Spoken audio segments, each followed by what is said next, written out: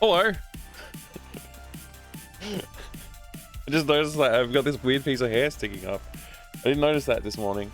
Hi everybody, welcome. It's good to see you. I hope you're having a good day. We're gonna make a game. Yeah, we're day 60. This is a milestone.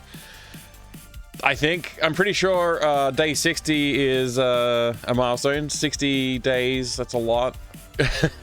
I don't think that all of those days were very productive. Like yesterday, for example, not super productive. I was thinking about it after, I'm like, I think I did like a total of like 12 lines of code and nothing else, basically. It wasn't the most productive day. 9 more days, Adrian, 9 more days. I got myself a fresh cup of coffee because I was just realizing like, I kind of want to like try and focus in a little bit today. I'm not sure what I'm going to work on. Yesterday I was like, oh yeah, I'll work on the graphics tomorrow. And today I'm like, should I actually try and do some gameplay stuff and just like, you know, not focus in on the graphics too soon? Like I think the graphics will help with some of like the design conceptualization as well. So granted, but also just getting stuff done is pretty important. I feel like I just want to have like, I want to use the full scope of the, what do you call it?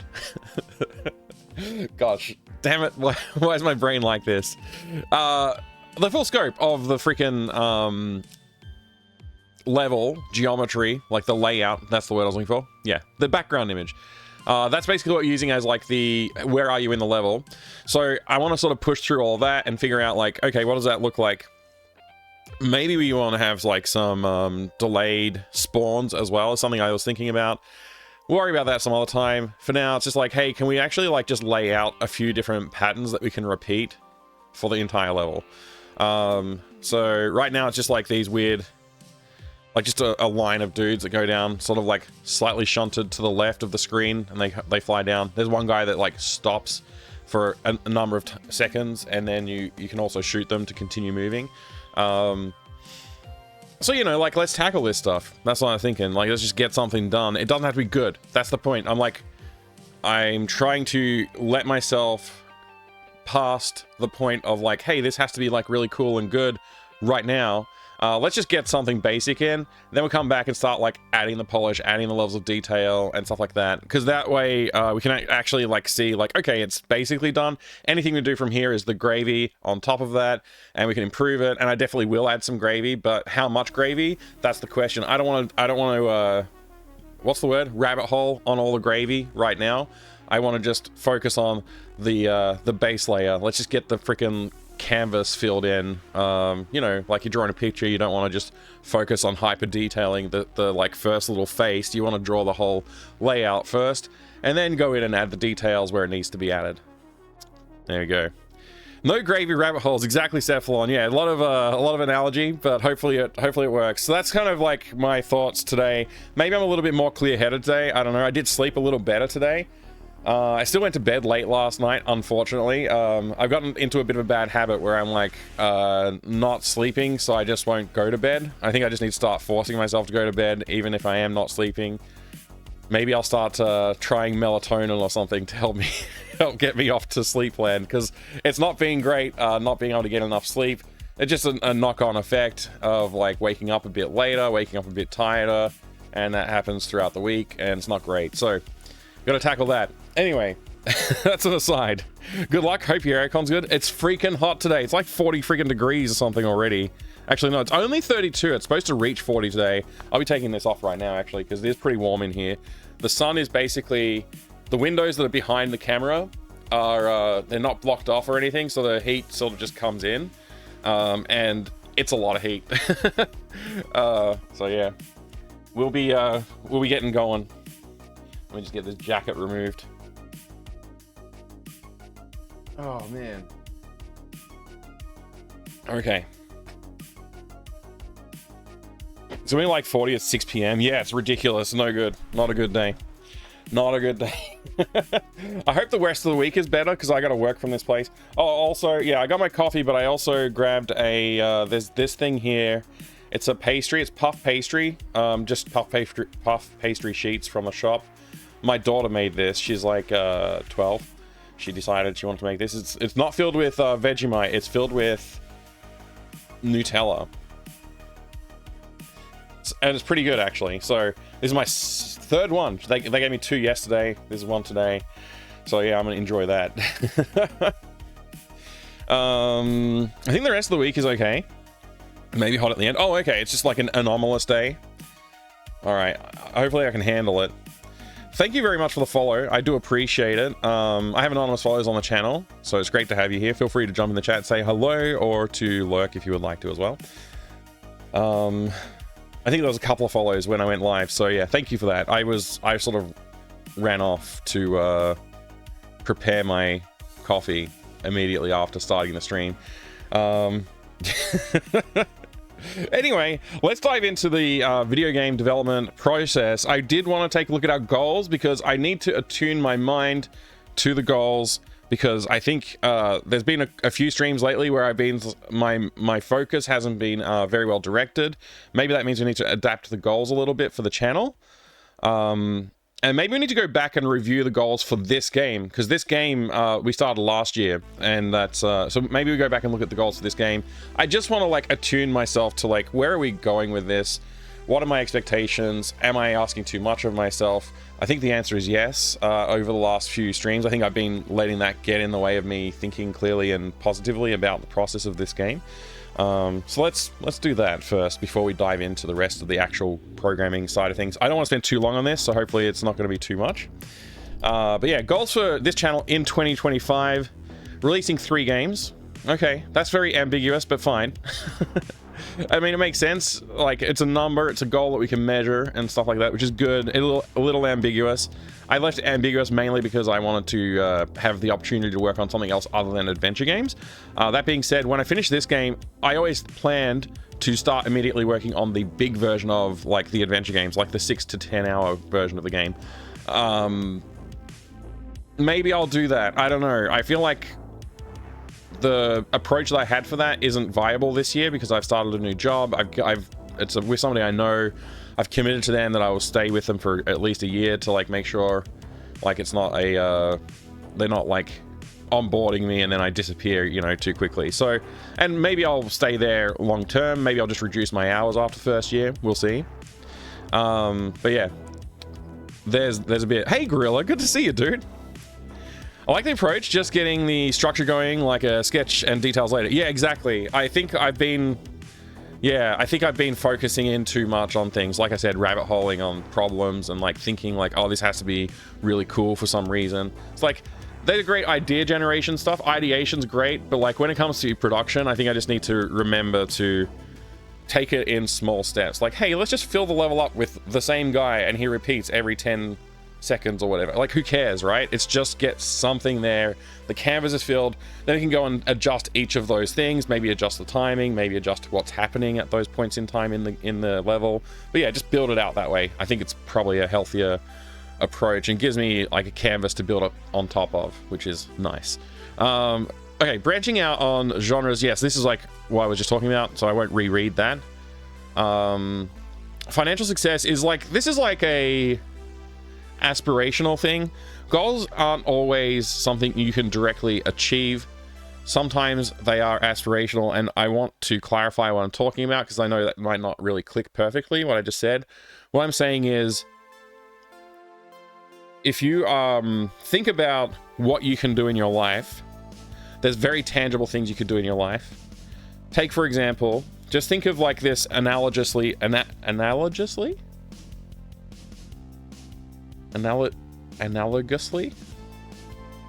sure how to say that word. Anyway, think about this in an analog form, that you're sitting inside a space in your house and there's things that you can literally reach out and grab right now.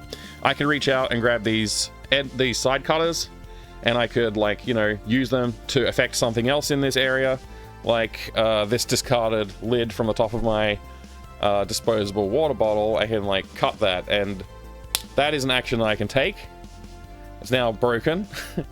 Don't know why I would want to do that, for demonstration purposes perhaps, but great, you know, that's a thing I can actually do. That's me, I'm doing it.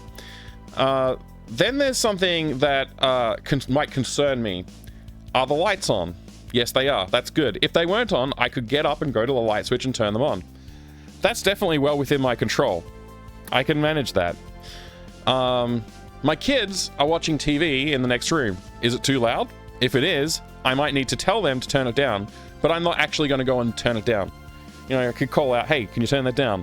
That's an influence. I can influence somebody else to do something for me. And then there is more of a concerning thing. So there's somebody out the front of my house who looks weird. Like, I'm not going to tell them to move on, but maybe we keep an eye and think about it. Like, you know, maybe we need to call the police. I don't know, just monitor that situation. I'm not going to go out there and tackle the person or do anything weird. So yeah, circle of concern. So you're an influencer? Yeah, that's the trick, is everybody's an influencer. So when you think about those different spheres of influence, right? Direct control, it's right here. I can touch it, I can grab it, I can manipulate it. Things that are like a little bit within reach, but I have to put a little bit more effort into it, but still in my control, like the light switch. Then there's like, okay, somebody else is doing something, but I can tell them like, hey, can you change the way you're doing it? And that will have some effect. So I can influence that. But then there's something that's just outside of my thing. I'm still concerned about it, but I can't really do anything about it. Further than that, maybe like, you know, maybe there's something going on in my neighborhood, like, and there's like, that's also a concern, but it's like even further out of, like, it's not a direct concern on me, but it's something like I want to think about. Maybe I talk to people, but I'm not really going to change it as well. Don't know what, I don't have an example for that, sorry. But anyway, those are different ways you can think about things that you can do. Where does making a lot of money on a game that I release fall? You have to break that down. I can make the best game I possibly can. That's something I can personally control. Influence, I can market or tell people like, hey, I'd really like it if you would try this game. But I can't really make them do it. I can't make them play it the way I want. Maybe they'll pirate the game instead of paying for it. And then there's like, you know, the Steam front page. Like, will my game show up there? Who knows? Like, random, basically. I really would like it to, but might not. That's like, you know, that the guy on the street. You know, I can't necessarily make something like that happen. I want media to pick it up. I can send them something, and maybe that will influence them to put it on their page, but it's not really something I can make them do. So it's like, sort of like on that borderline of like, maybe they will, maybe they won't if I tell them about it. So there you go. These are things that I'm just trying to engage this as like something where, how realistic is this goal? Like, how much can I make this goal happen? I'd probably say like I'm 50% in control of this overall. It's not something that I really should I can't really be upset if I don't reach this goal, I don't think. Even though it's a goal, it's more aspirational. That's why I'm saying aspirational versus something that I can really concretely target. Like, I can concretely target, like, reading 10 books this month, but I can't concretely target selling 10 books this month. Does that make sense? Anyway, yes, that goal number 3 is, like, a bit of an aspirational one. Just need some big scandal, and then you get free reporting. Yeah. It has to be a good kind of scandal, though. Like, most people will probably see it and be like, oh, I can see how that's wrong, but also that was very clever. Or something. Maybe that'll work. Find the right kind of scam. Yeah. Undersized Kickstarter got 500x response. That's awesome. That's really cool. What do they say? There's no bad publicity. I think there is, though. Like... Oh, it wasn't yours, Toasty? I was gonna ask. I was gonna circle back to that and ask about it. It's not yours? Okay. That's the technique to get some attention. Oh, yeah, right. Yeah, I could use that. There are ways to create things that are more engaging to people. So, you know. During cold season, I'm an influencer. Oh, man. Good one. I wonder what it would look like. I wonder what it would look like if you did tackle this totally existent person, right? I mean, I would definitely take him down. Like, I'm sure I could take somebody down. It's just whether or not, like, who comes out on top? It depends. But I'm pretty confident. Like, I mean, realistically, I'm not going to engage in combat with somebody on the street just randomly. But, you know, if there's a threat to people I care about, maybe I would. But, you know, this is going in a weird direction. Who we taking down, G-Funk? Yeah. No combat in Mad Max Country. I mean, look, like, I'm not going to go into it. I'm not going down that avenue. It's too distracting. Let's talk about the goals. That's why we're here. Thank you, though, for the engagement. Next game gets 100x funding goal in 1 week. The funding goal was $20. Yeah, 1000x. Yeah, right. I mean, 1000x funding of $20 is great. 20 grand. I'd take that. Oh, somebody's at the door. Oh, there's a weird. No, I'm just kidding. I just got a notification from Imager. Anyway. Release game on Steam. Now this is really, like, obviously this is just a sub goal of the above goal, so I'm just going to do that. Makes sense. Okay, social media. Again, this is one of those things, like, where does this sit? It's very aspirational. I can't really make people follow me on Twitter or Blue Sky, and in fact, I'm not even that interested in going to Twitter at this point. Like, I'm really focused on Blue Sky. I probably need to branch out to some other platforms, but it seems like they're all just doing weird stuff at the moment, so I'll just stick with Blue Sky for now. But yeah, I don't know how I'm going to increase my followers on Blue Sky. I just need to post more frequently. So this should probably not say this. This goal should probably say post, you know, post something engaging once a month. Post something interesting once a week. Post about coffee, or include, let's say, include coffee mentions in posts once a month.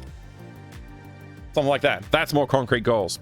So, yeah, okay. Anyway, none of these goals affect the game that I'm working on, you might notice, except for this one.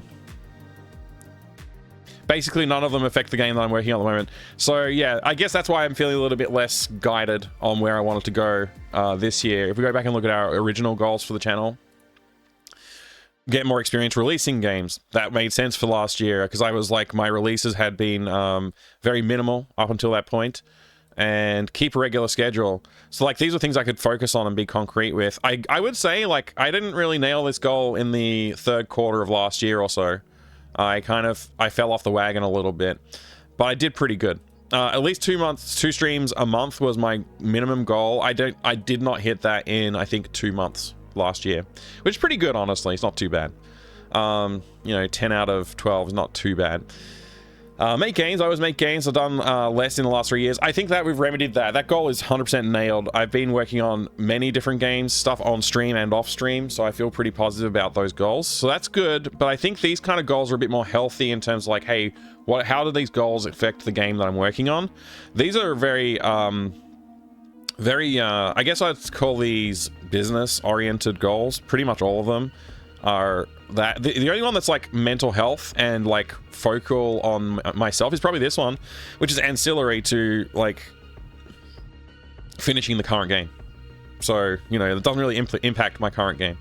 So yeah, I don't know, something to think about, I guess, with goal setting. Now if we go back and look at game 4 goals,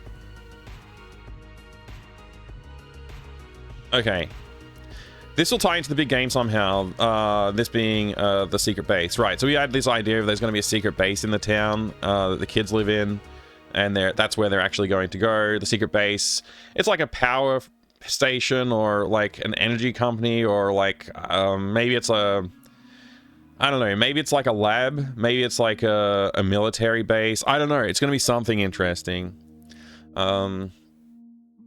But yeah, I got all these ideas. So, okay, Day of the Redacted. You play a death-obsessed character named Sierra. The reason that they were going to be death-obsessed is because their name is Sierra, and Sierra obviously has a lot of deaths in the games. I think this is pretty much gone. I haven't really thought about that characterization very much. They've got a skull on their t-shirt. They've got skulls on the walls. So maybe that's enough to, like, you know, we'll just say we achieved that. Sierra's code name, Self-Chosen. Sierra's really into conspiracy theories. I don't know if I care about that. Maybe their name actually is just Sierra. Like, maybe it's not a code name. Like, who cares, right? Don't know why I needed to be like that. I think that was just to try and tie it more into the code name, conspiracy theorist, that kind of stuff. Sierra loves soft locks. Yeah, exactly. Wants to gain access to secret base close to home, local energy or science outposts, ship to shore maybe. All right, ship to shore, Australian reference, don't worry about it. Where something is going on. Something's going on over there, but who knows what. Long hair, maybe, or like, I don't know. This is just like questions that I was asking myself about the character. But first, Sierra has to trick their babysitter, probably someone else, to get out of the house. Okay, we ended up on Aunt Jenny. Trick their siblings into getting out of the yard. We did that. We've actually achieved these things, which is great. I guess trick is not so much what we're doing here. We're actually just like acquiescing to their demands. Maybe some more stuff like this, like interact with a dog to let them pass. So we've designed some of this stuff in. There's definitely stuff like this in the game, which is great. We've got a llama, we've got a cat, we've got dogs, we got everything. We'll never actually die in the games, but we'll fake their death at any opportunity. None of that has been designed into the game, so maybe that's an opportunity for some expansion on the game if I do decide, like, hey, let's just make this game longer. Maybe that's something I could do. I don't think I want to do that right now. I just want to finish the game. Basically, the gameplay will have typical object item inventory puzzles, but will strongly feature characters involving interacting dialogue to help me explore those features and learn about game-making expressive... Sorry, I don't know where it came from. About making expressive characters in AGS. I think we've done a pretty good job of that, although I have learned that AGS is extremely limited in what you can do with character animation during conversations. So I don't know how we're going to tackle that. I would have liked to be able to have what I would call like idle animations play out whilst in conversation, things like arm gestures as you talk, things like that. Like consider Stan from Monkey Island series, Stan freaking flailing his arms everywhere. Anyway, moving on from that, complaining about AGS, we have to do that at least once every episode. Engine AGS, I don't know why I wrote engine AGS, but fine, who cares. Expanding the universe of Delphine and Lucas, we've done that pretty well, I think. Sierra's obsessed with conspiracy and death. Problems to solve, start locked in, bedroom, done, unlock window, construct rope out of, yeah, etc. We've done, okay, good. Trick Aunt Jenny, I think we completed chores. Interesting watching TV, so we need to modify the, blah, blah, blah. This is freaking, this is just the, like, you know, it's like, literally, we've done all of that. Little bro will doll on us if we leave the yard, yep. Engage in dialogue, convince little bro to let us leave if we get him something, right. So I think we have to like maybe work on our dialogue to achieve this as written. Calm llama, named Lightning after Winamp. Oh, that apparently we were going to call it Lightning, but I think Calamity is a better name. To get past them in a section of the yard, get the item, convince the sibling, blah blah blah. Winamp reference, who cares, etc. etc. etc. Once past, we need a little puzzle to get the console, maybe. Yeah, that's the cat situation, I guess.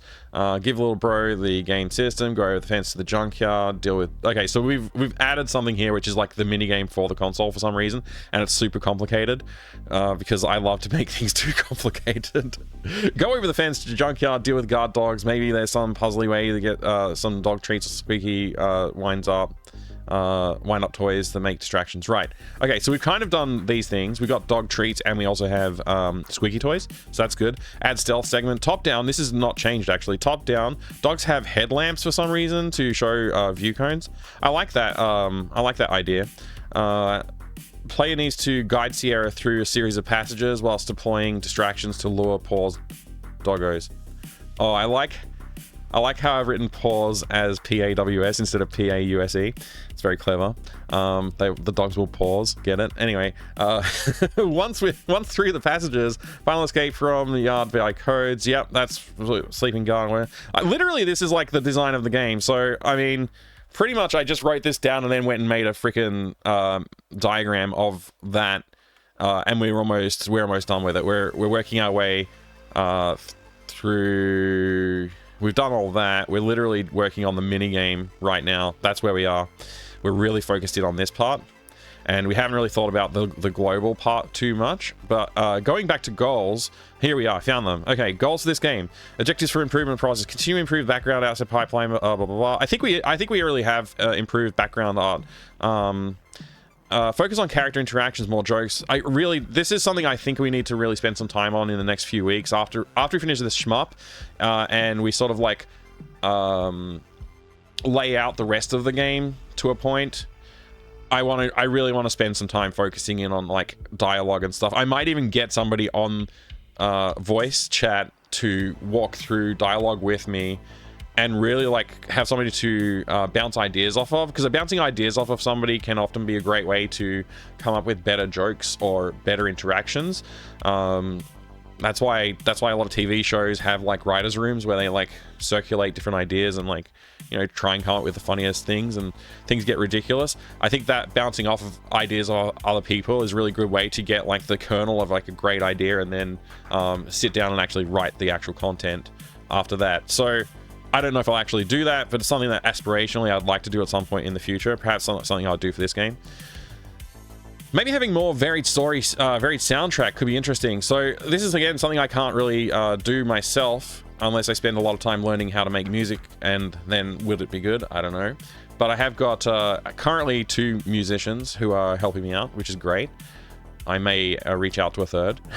We'll see. I really want to have some good music in the game. I want that to be a big part of it. I want people to think like, oh, that music was sick. You know, that kind of thing.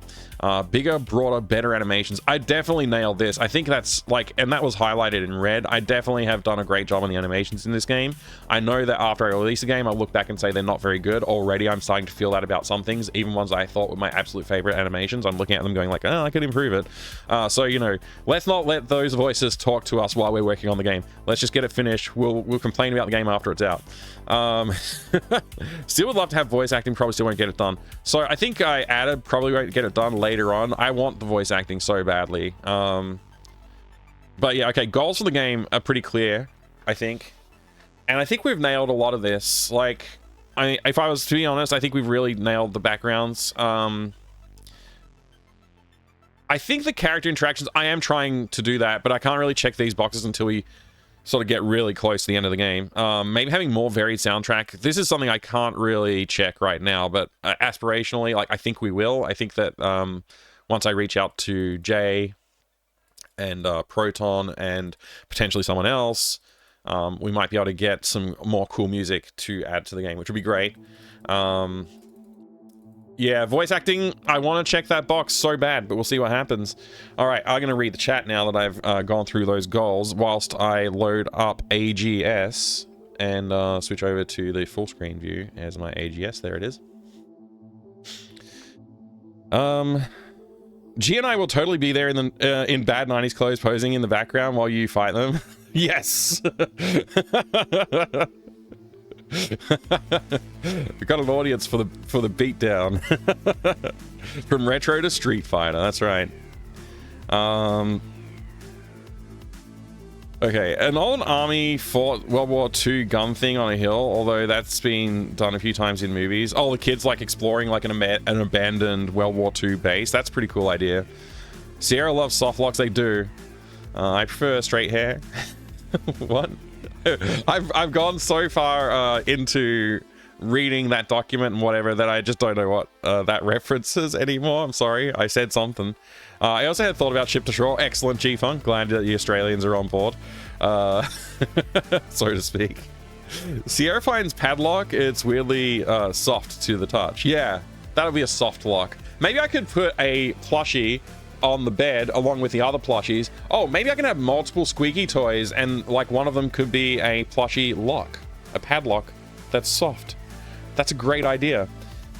See, this is how you get those, like, you go from like, hey, here's a funny idea that makes a good pun, to maybe I can put something in the game based on that thought, and we sort of like collaborate a little bit. So it's fun to have a little bit of collaboration with people in the chat while I work on the game, because there is definitely stuff in the games that I probably wouldn't have like put in the way I put them in necessarily, but because of the interaction with chat, it like sparks an idea that I end up actually delivering, maybe in a different way than we joked about it, but like it ends up being in the game. I like that. It's a good idea.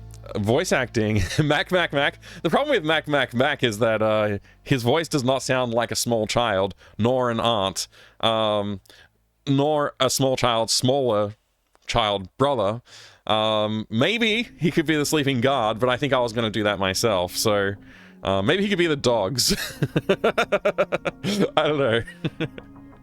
No gravy rabbit holes, etc. Yeah, exactly. Make it pink and plush and slightly risque, but too ridiculous to be actually dirty.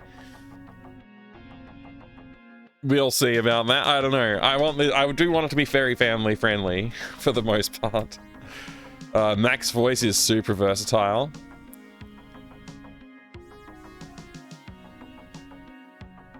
Yeah. Soft locks as in hair. Oh, I like that. Now I get it. The joke. The joke was straight. Okay. I got it. A shmup in an adventure game, you maverick. Hey, 48-bit, good to see you. Yeah, I'm being quite the maverick. Do you want to see my shmup? If you said that, if you went up to a random person on the street and lifted your sunglasses and said, "Do you want to see my shmup?" What do you think? How do you think they would actually react? Like, it could be dirty. Lower your glasses. You know, not raise them. Raise them. Well, maybe raise them. I think raise them after they've seen my shmup.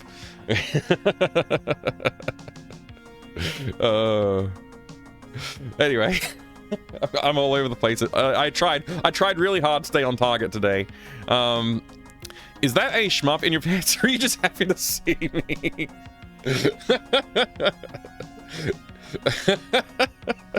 Hey kids, do you want to see my shmup? It doesn't, like, I think non-gamers, and even a lot of gamers probably don't know what you mean when you say shmup. I just, yeah.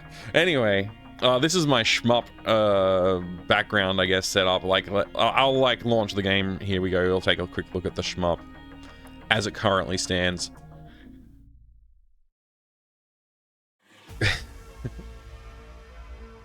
All right, so we got this this section here where you can sort of like upgrade the stats of your ship by changing things. So like you increase your damage but reduces your fire rate by increasing the gun level.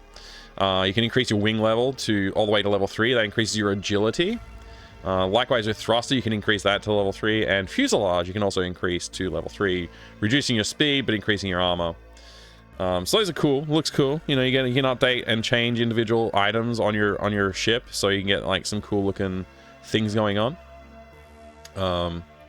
Level 2 looks pretty good. Level 3 guns. Level 2 thruster. Big fuselage.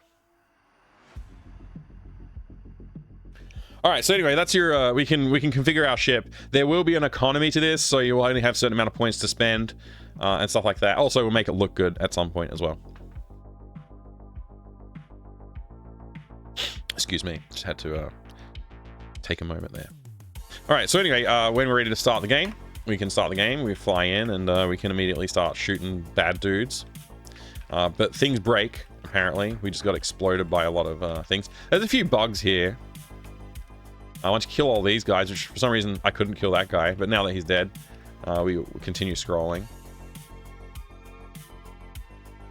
And at some point there should be one more series of spawns. Here we go. We got some mines spawning. When they go red to be like activated, armed or whatever, they're armed. They give you points. They give you points when they're armed. So as long as I don't get hit, I can just build up a lot of points by dragging this guy with me.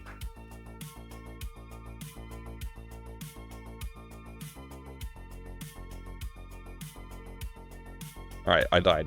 Well, I got hit. I didn't die, but you know. Anyway, that's the game.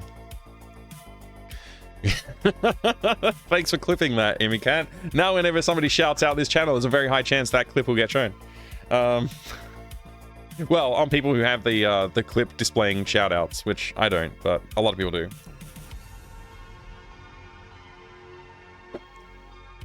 Anyway, there's my shmup. So we're working on that today. So, where do we go from here? This guy has a lot of things on him, and he needs more. I mean,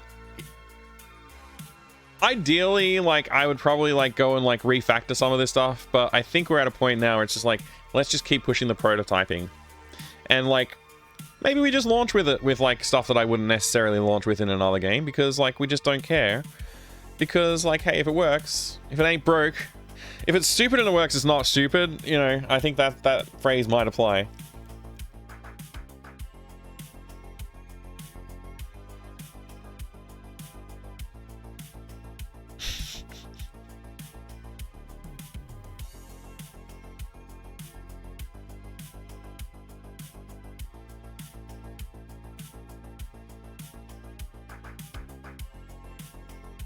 All right. Oh, this is how I achieve the parallax effect, by the way. The parallax effect for those stars, which I call dust, because it doesn't make sense if they're stars. Like, you'd have to be traveling like ridiculously fast to see that kind of parallax effect with stars. Yeah, it's right here. This is the line. This is the line responsible for that.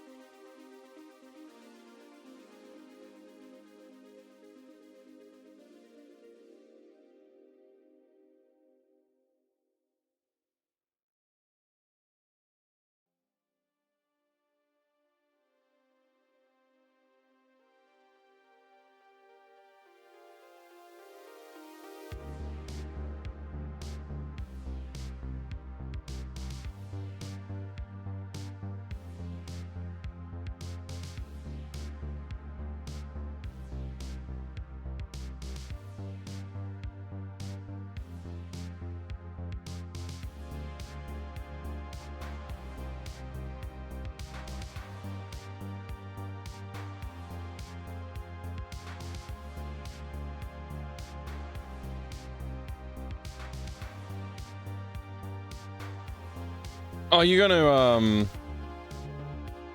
go to sleep, Immy Cat? Have a good sleep. Thank you very much for being here. I appreciate it. Don't leave your shmup hanging. That's right, yeah. Always keep your shmup well boxed.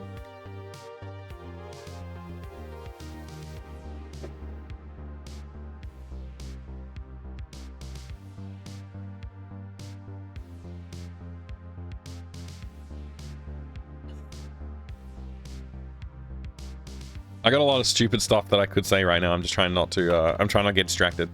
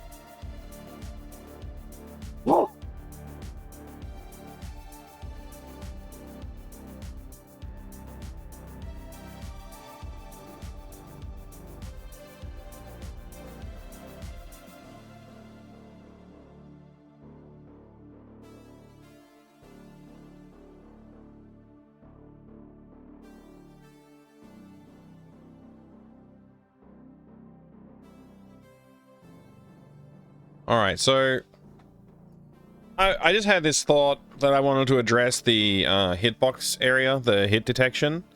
And I thought that I would try and draw the hit circle over the guys to make sure that they're aligned correctly. I noticed that even just by testing, by shooting guys, that hitting next to them is more likely to strike them than hitting them themselves.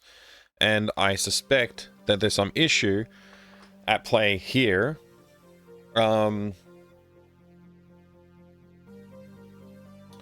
Looking at the area, it seems that they're offset, like, basically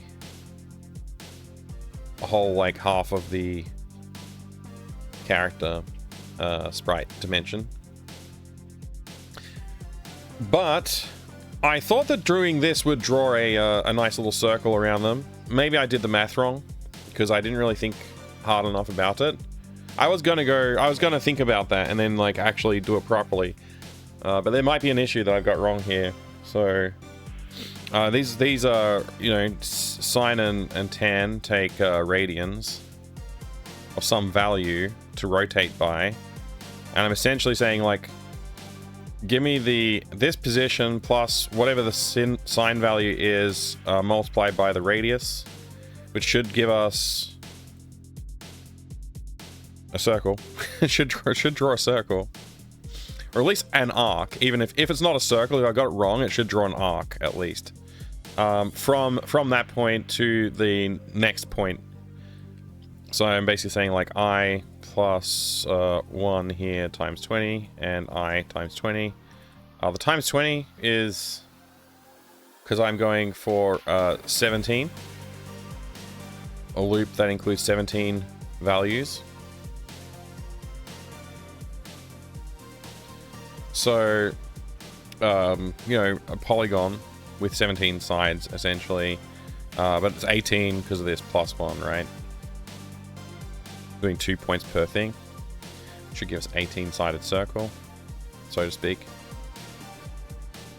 My math is probably wrong, I suspect, but also it's just not rendering in general. So I'm going to simplify. I'm not gonna, I guess I can leave this code here, who cares, right? But I just want to, like, let's just draw a circle exactly at the x comma y, and using r as the radius.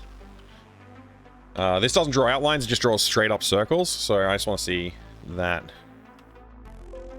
I might have done some of the addition, or some, I might be misremembering, whatever, some of the values that are supposed to be up here. Oh, these are all float values, and they should be int, so I need to float to int them for now. Absolute witchcraft, Adrian, absolute witchcraft.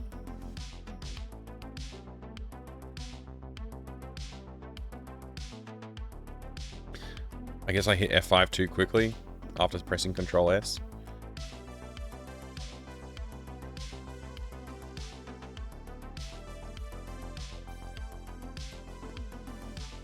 Okay, it's not drawing a single circle anywhere. So that's slightly discouraging. Yeah, I think it's very clear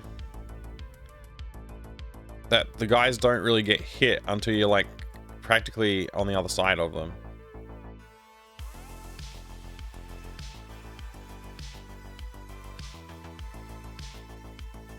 Why is this circle not getting drawn? Oh, I'm in an else.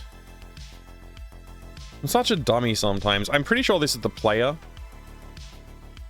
or something.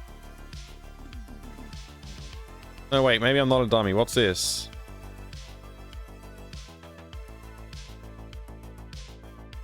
Well, this is where I was drawing the circles for the proximity.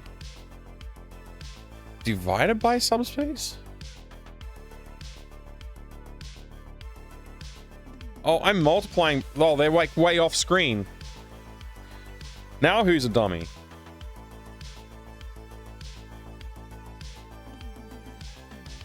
It's still me.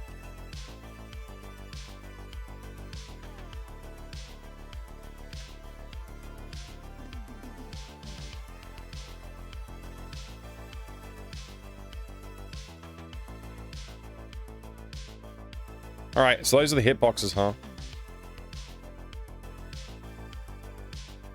Seems pretty accurate.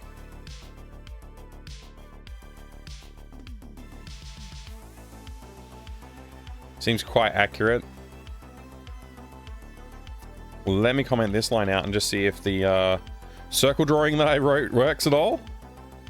Because I was starting to question my brain pretty significantly there. I might still be wrong. I'm willing to admit that I could have been wrong there. I am wrong, somehow. But at the very least, you can see the point at which they should be rendered. Like, you can see yeah, there's something on the screen. I might have gotten something wrong in here somewhere. I'm totally willing to admit that. What's the value of R right now? R is the hit radius divided by subspace. Maybe if I get rid of the divide by subspace? No, because the other circle was fine. There's something wrong with my math. It's very wrong.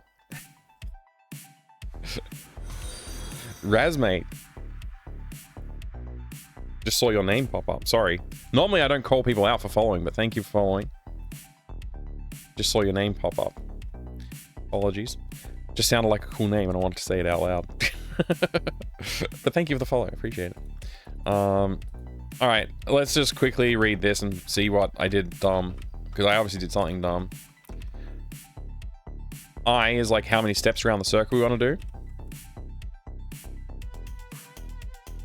So V is that. 10? Oh yeah, it's cos. Why did I do 10? Thank you.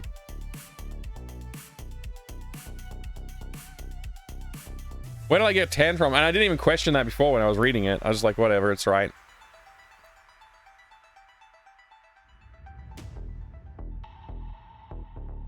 I don't know if that'll fix it, but yeah, it's still not fixed. It's like drawing extra small circles, apparently.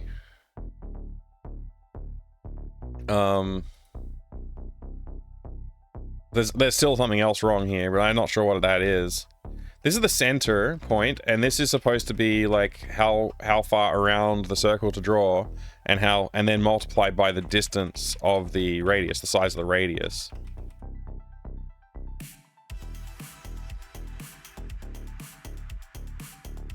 Right?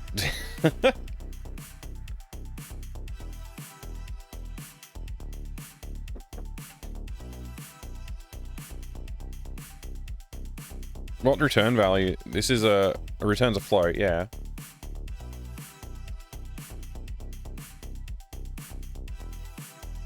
So what?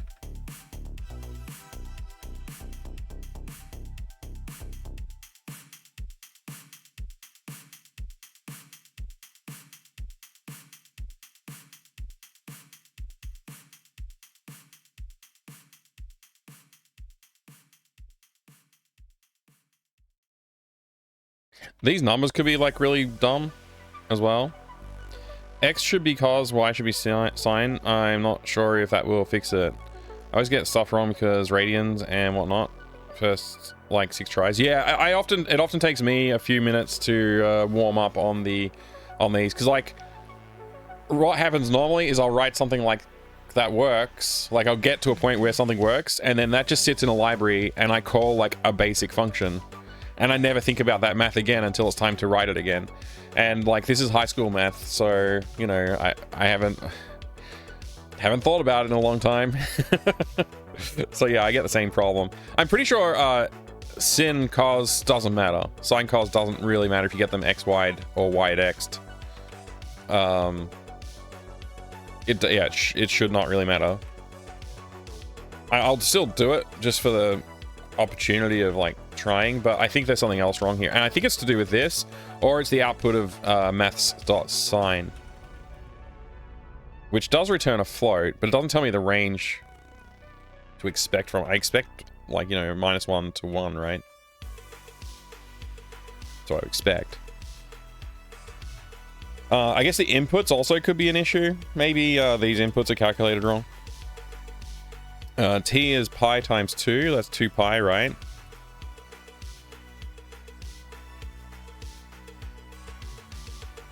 So that's to get the radians out of the degrees.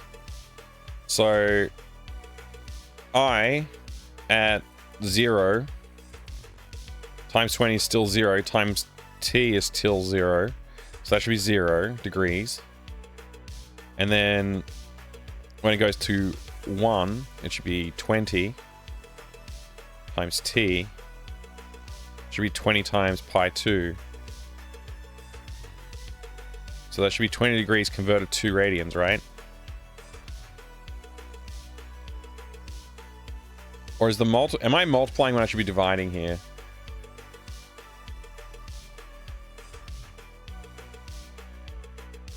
It's not divided by t, is it? It should be multiplying. Hang on, let me just find, let me just do like pi, what, degrees to radian.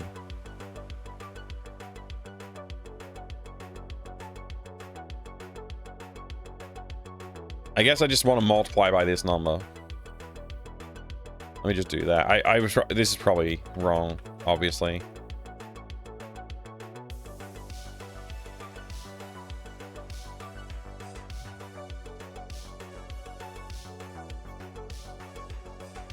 Maybe that'll be slightly less bad.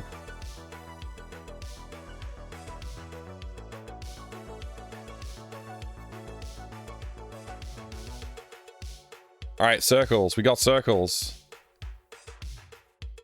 I flipped those X and Y values and now they're very wrong. Pretty sure that I should not have flipped them. If I was going to flip it, I should have probably flipped the cos and the sin, but this was easier, so... let me ignore that for now.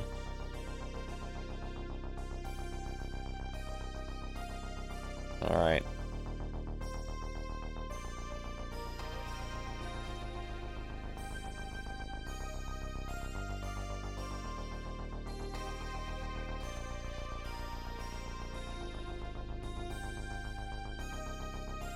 Weird that there's a gap. I didn't expect there to be a gap. I make this 18, it should close that gap.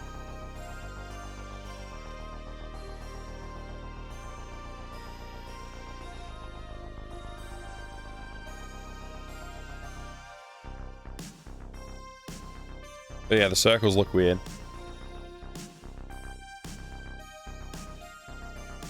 But I think what's apparent though is that they're about right on the hitbox. So that's good to know.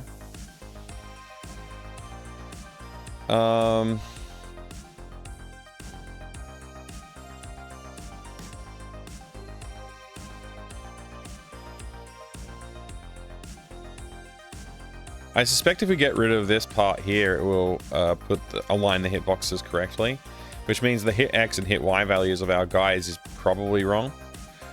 Or something else is wrong. You know, something else might be wrong too.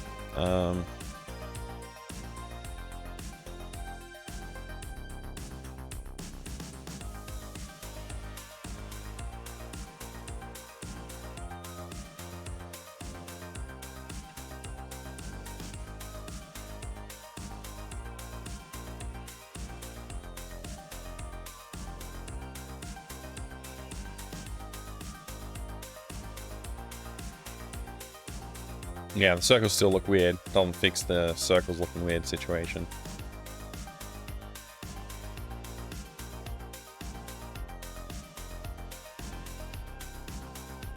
Cool.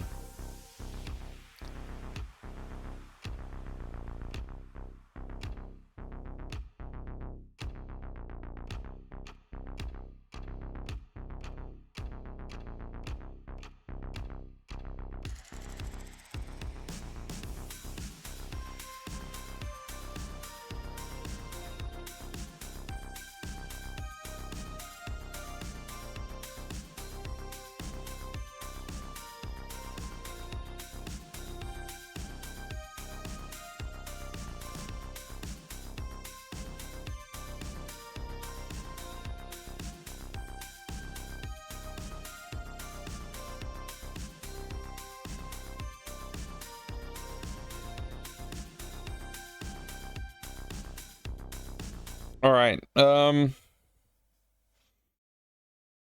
this is fine. I don't really care how the circle looks.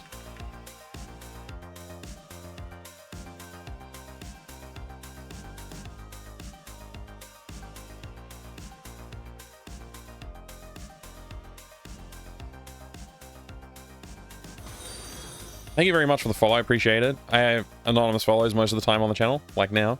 I didn't call your name out. It's great to see you. Hope you're having a great day. Please feel free to lurk or jump in the chat and say hi. Okay, so anyway, we're doing the circle drawing. Who cares? It's working, kinda. Let's go look at how we set up guys and look at the hit X and hit Y. I suspect they should just be set to 0, 0, but they're perhaps not being set to 0, 0. They're being set to some other value. I suspect. Maybe I'm wrong. Let's go find out. My guess is it's the source sprite width and height divided by 2 per axes. So let's go spawn guy. I think that function might shed some light.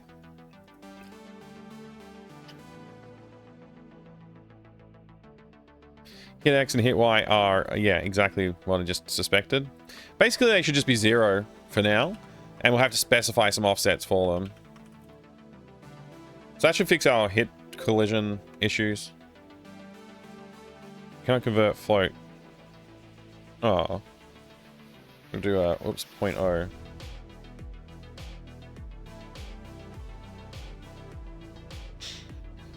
Alright.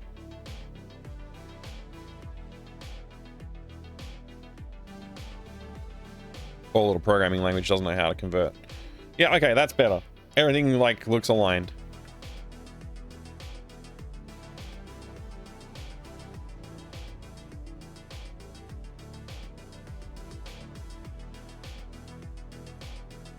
So maybe there was never a collision detection bug. Might just mean that the the offsets are wrong. But maybe there was never a problem with, like, hey, sometimes I can't hit enemies. Maybe it's actually just like a... You're barking up the wrong tree a little bit, you know? Okay. Cool.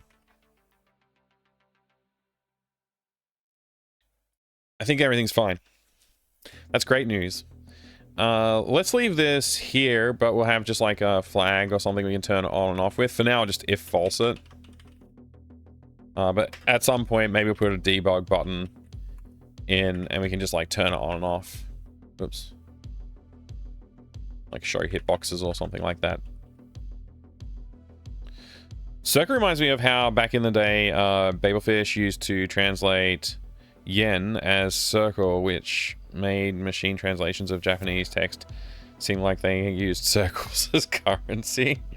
like you could buy this TV for 20,000 circles. That's really funny.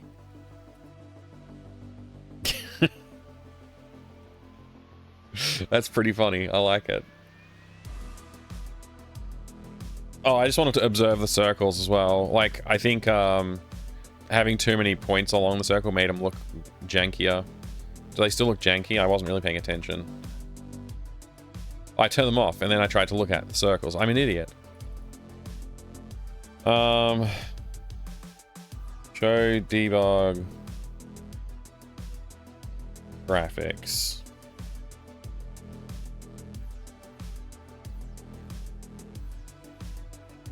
Vool.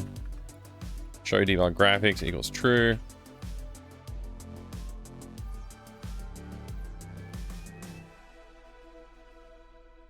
This game's great. Can't wait to play the full freaking game when it's freaking done. Kind of overworking on it a little bit. Yeah, okay, those circles are still a bit jank, but they're near enough. It's fine. It's like just touching that edge there. If I move one step across, it hits it though. Yeah, I think there was never a problem with the actual hit detection. Like, there was no, like, issues with that. It was just the offsets were wrong. Great. Very great. Yeah, so I guess in the spawn guy function, We probably want to have like a little switch statement or something for the guy type, where we can pull correct X and Y offsets for the hitbox, or hit circle, I guess, and also pull a value for the radius rather than just using the sprite as it radius, because the sprite radius not necessarily an accurate representation of where the hitbox should be. Although it does seem pretty accurate so far for these enemies, so that's, you know, not too bad, not too bad. Oh, actually, no, I am setting it on the sprite. It's a sprite value. Maybe I should make the hit X and hit Y sprite values. Maybe I already did that and I just forgot. Sprites. Dot. Yeah, I did not. But yeah, I could put an HX and an HY, or... Wait, what's OX? And all those are for the offset for the where the sprite is sourced from. Yeah, no. Okay. It's all good. We could come up with that. Anyway, next, I guess, next problem, which again, like I said at the start of the stream, I want to focus in on like just putting in more content to stretch out through the entire level. And also, I'm just gonna make the level play by a little quicker. Right now, it's like every third frame it moves, I think. Where is that? That's in progress, I want to say.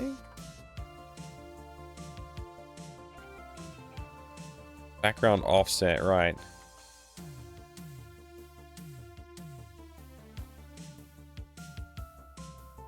Yeah, so this is like every third frame, essentially. Every third tick. Make it every second tick or every first tick. Let's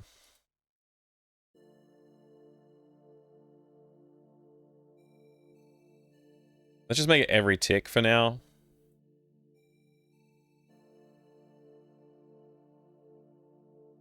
Just get so we can go through things a bit faster and sort of see things happening a bit quicker. So this way, yeah, the background will scroll every single tick instead of every second tick.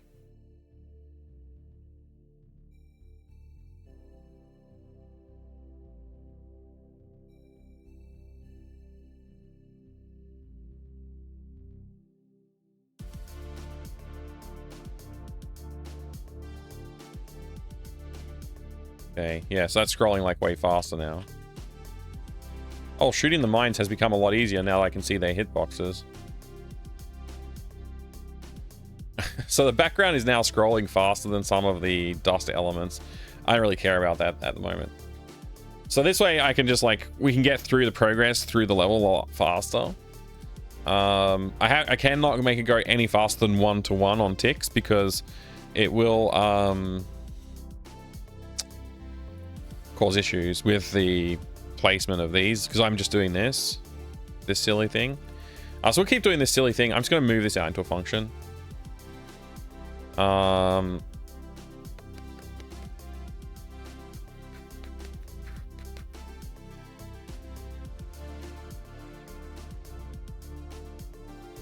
Yes. Let's just take this and we'll go update level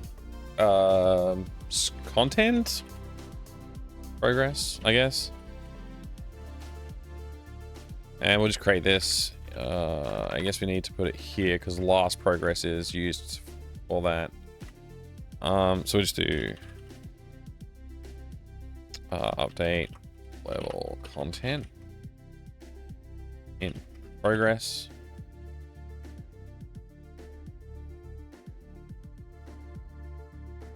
Slap that there, and then that's just isolated into its own little function. I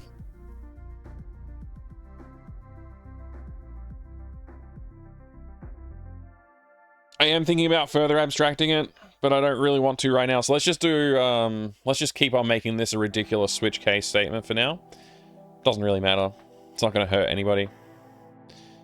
Like, not physically, at least.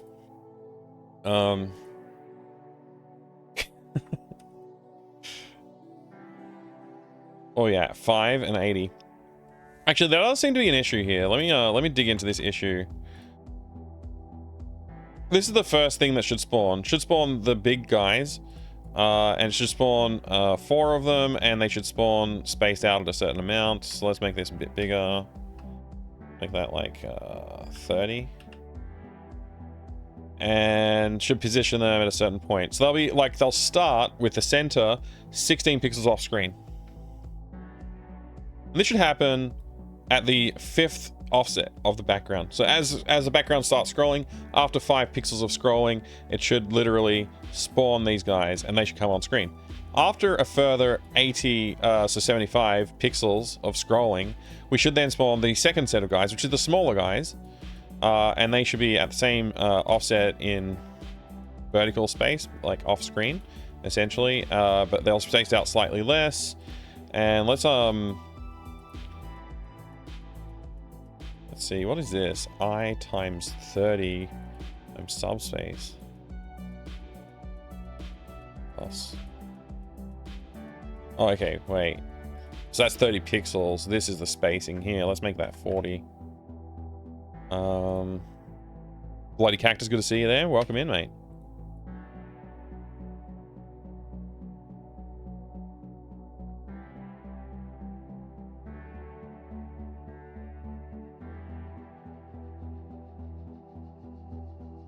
We also spawned some mines, but we set their offset to further back in the scene. And then later on, we spawn a bunch of mines again.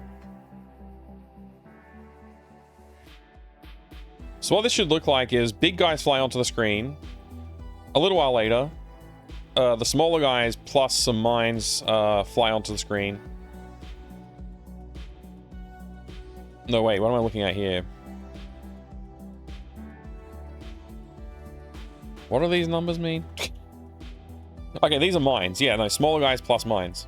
Yeah. And these guys have, like, no behavior and no stuff. And these guys have behavior 1 and stuff 1. Very meaningful numbers everywhere on this screen. It's very good. Some of the best numbers. So why does that not happen? Why does it not trigger as expected?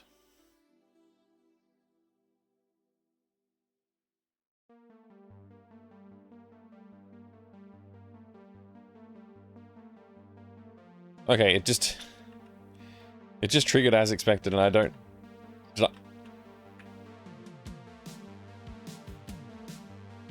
Made a fool out of me.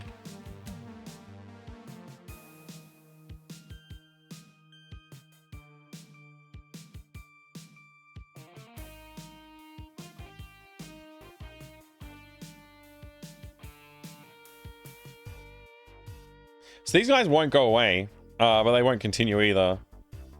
I think once the time is up, they should lose their behavior and start moving.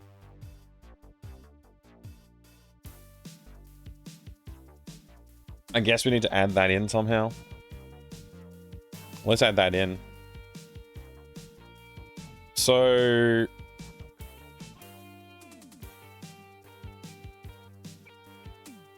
let's call this reset guys behavior.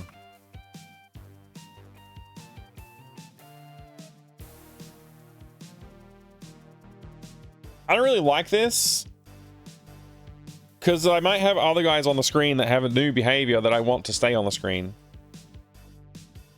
But for now, I'm just going to do it. I'm going to do this. And I'm just going to slap it right here. I'm just going to go for int I equals 0. I is less than 300 because we have a limit of 300 guys, I believe. I plus plus. If guys I dot active and whoops and guys I dot tag not 1. I don't know, not 1. I forget, whatever the bullet. See, this is why we shouldn't have magic numbers everywhere. But anyway, whatever. Oh, and the guy is not. I guess it doesn't really matter, but the guy's not a player as well.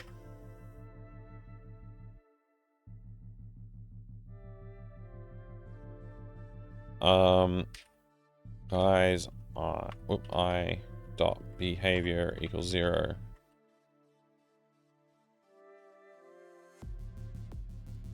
Just getting some of the basics in here so we can like just plot out the level and copy and paste kind of thing, repeat it until we get to the end of the level. I just want to have a full, like, you know, I want to be able to sit here and watch the level play out and see everything like do its thing. So the world stopped scrolling. That guy kept moving until it hit this point. And now I should be able to shoot them.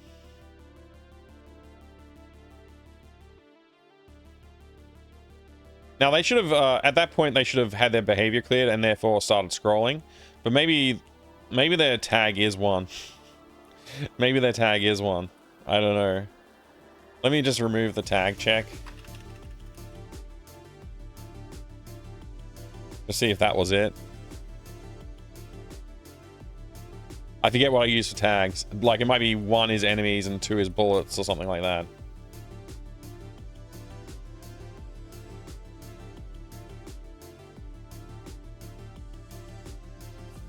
We'll just wait.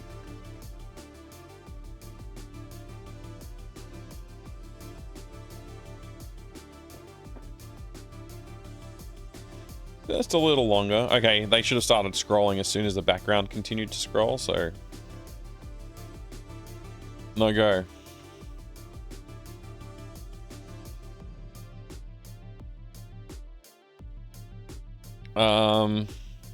Let's just check behavior usage.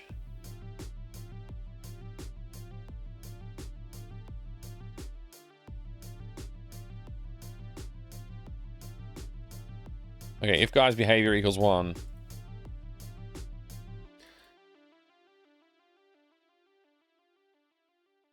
If the guy's behavior is 1 and the guy's position is greater, less than 40, then they should move forward. Otherwise, they should just always move forward. But if they've passed 40 pixels down the screen, they'll just stay there, and that's it. So this is still active, even though I just wrote code that should have cleared this value to 0. Interesting. Did I not call this function?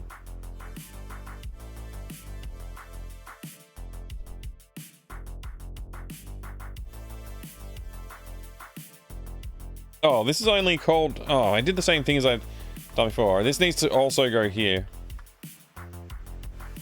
In fact, this shouldn't be here. Probably.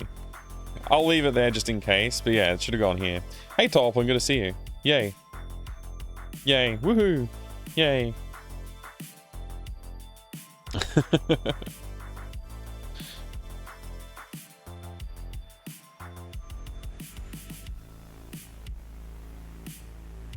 that right?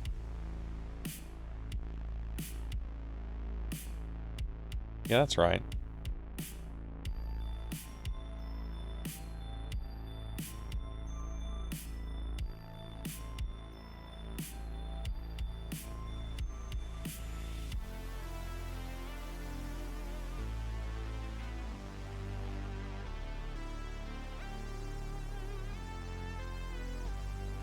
I did notice a little bit of an issue there with being able to shoot that mine. Or not being able to shoot that mine, more to the point.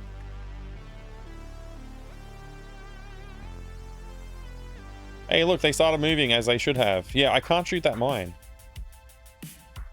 Not being able to shoot mines is a serious problem. I wonder if there's some reason for that.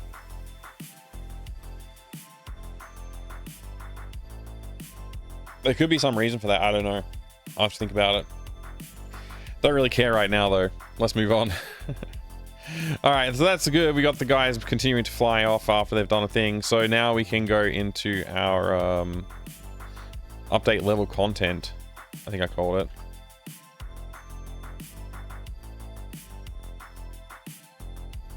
And we can just copy and paste this stuff repeatedly.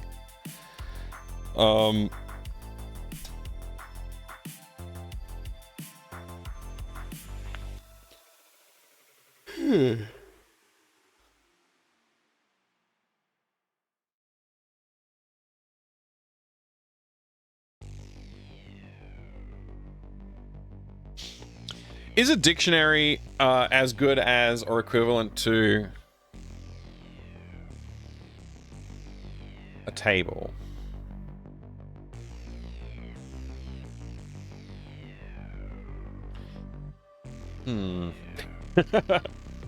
I'm wondering, like, about this, because I let's see.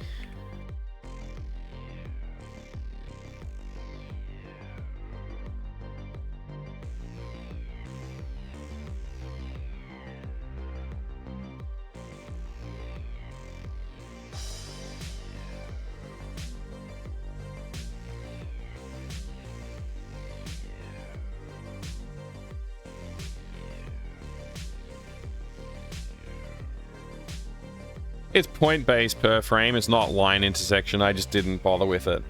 Yeah, and I see where you're going. I did think that. I was thinking that, but I decided not to think too hard right now about collision detection. We can fix that.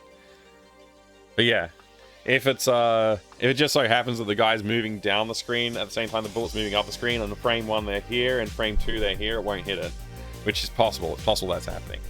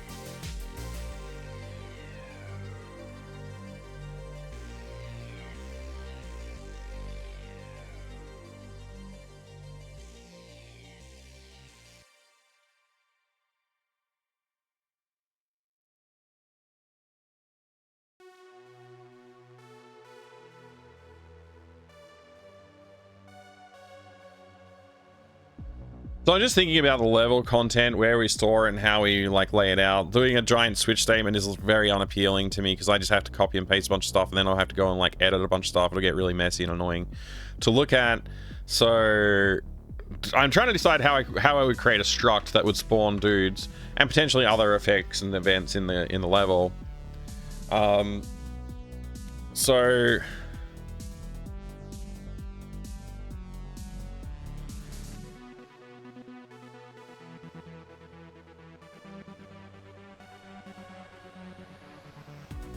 like we could do something. Let's just like it's very annoying because the way structs work in this engine, in this DSL.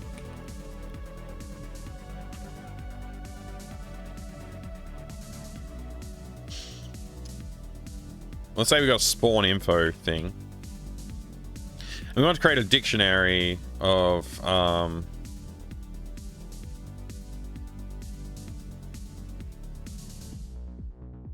level content.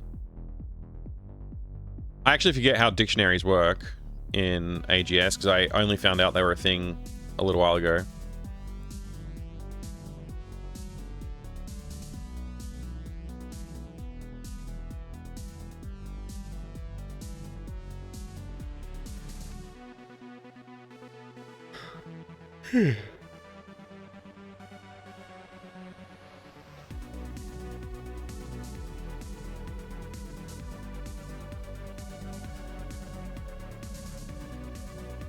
So dictionary can be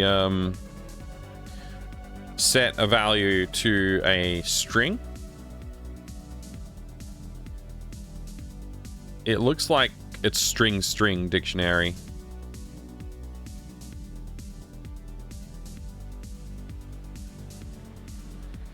So yeah, I'd have to pack meaning into a string and then like interpret that string and then like, yeah, I don't know.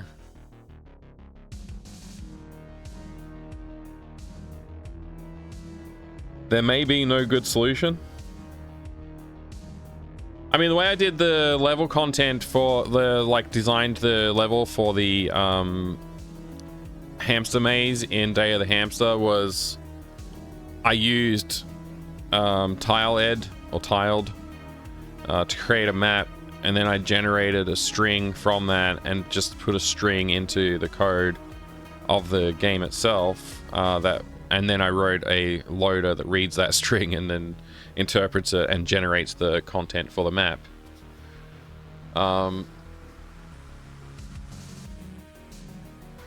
We could do that. It's plausible we could do that. I don't know, man. Wouldn't it be nice if you could have a dictionary with, like, anonymous types or dictionaries that take a type? Some kind.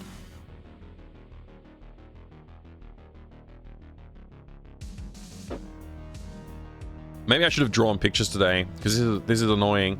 I'm trying to think of basically what I want is something flexible enough to put all of the stuff that I might want to do inside of a function that happens on a particular event progress through the map. And like that could be anything, right? Like I could be spawning like 10 guys, or I could be spawning like 1 guys or whatever, and like maybe there is a pattern to how they're spawned, or maybe like I want to spawn like guys in very specific positions. And like those sort of things can only really be handled as like functions. So I can have like a dictionary,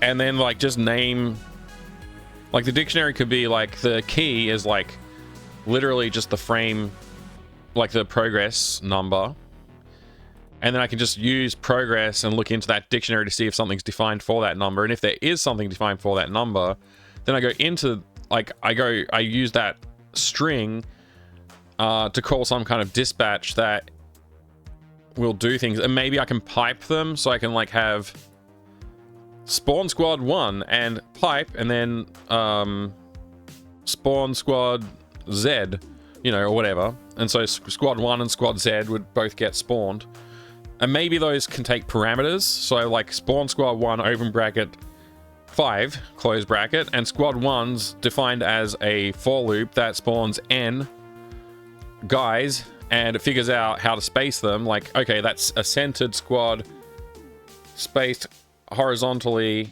divide by the number of guys. So if there's 3, it's like 1 in the center, 2 either side, you know, splitting the screen into quarters essentially between them. And then if I wanted to do it for like 5 guys, it would just figure that out and like space them appropriately. And then if I was like spawn squad 2 is like a V shape, you know, it spawns them in a V formation. Then there's the behavior part, so that would be a second parameter, which would be the behavior of these guys that you're trying to spawn. And I can spawn as many squads as I like, and also specify behaviors per squad.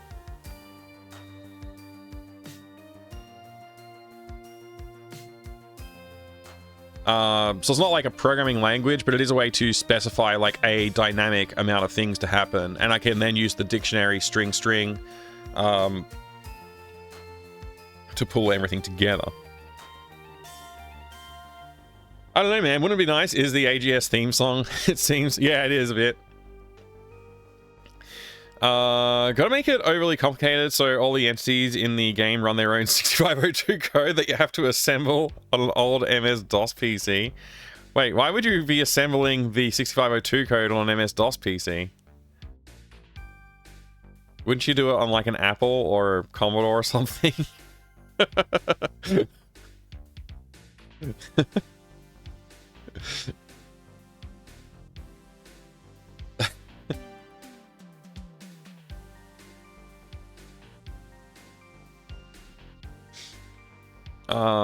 So spawn info would be like string, spawn type, int, x offset, int y offset, int.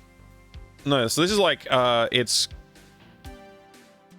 key position, and then it's got ox and int oy. So you can make like the spawn type behavior a little different. So you can make a steeper value for the v, or a shallower value for the v, or like a negative value for the v. That way you don't have to have like 10 different v types. You can just have one v type that takes these ox and oy parameters optionally, depending on the type of spawn it is and like how many guys we want to spawn. And then we got int behavior and int stuff. Literally don't know what I'm going to do with stuff. At the moment, I can't even remember what I am using stuff for, but I am using it. It might be to tag them as, like, required to be killed or something like that. Oh, this is another thing. Yeah, so, like, in TTK, time to kill.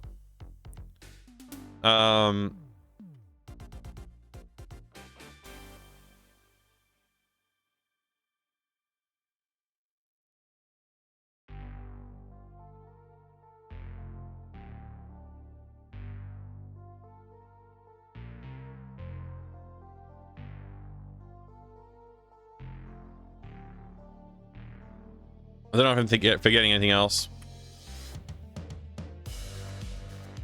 So that's what a spawn info looks like. Then we go like function, spawn, squad. And we just take a spawn info, or maybe spawn info is like just a useless thing that we'll delete. I don't know. Let's just say it takes a spawn info.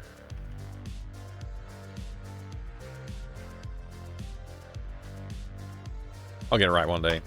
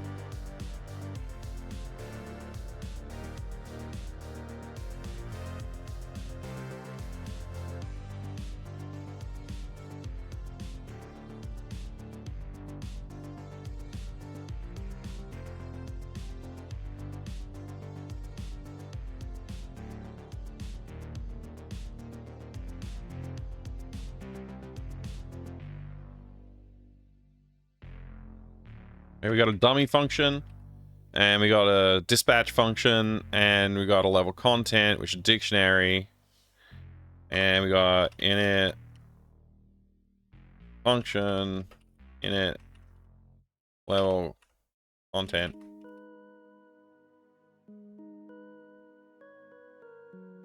And then we say level content equals new. Do we do it? How does it work again? Creates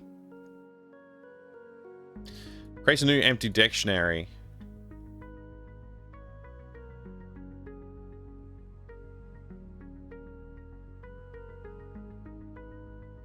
E non-sorted, E sorted. I don't know what that means. Let's say it's sorted.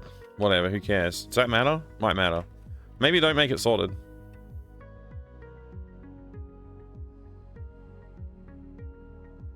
Is that optional?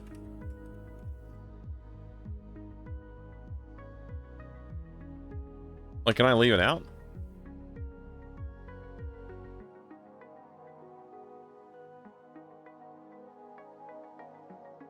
Oh, okay. It's got a compare style. Case insensitive and case sensitive. Considering they're probably going to be just numbers, doesn't matter, I don't think.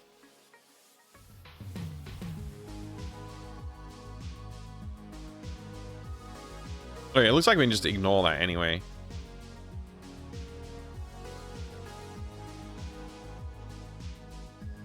Oh, interesting.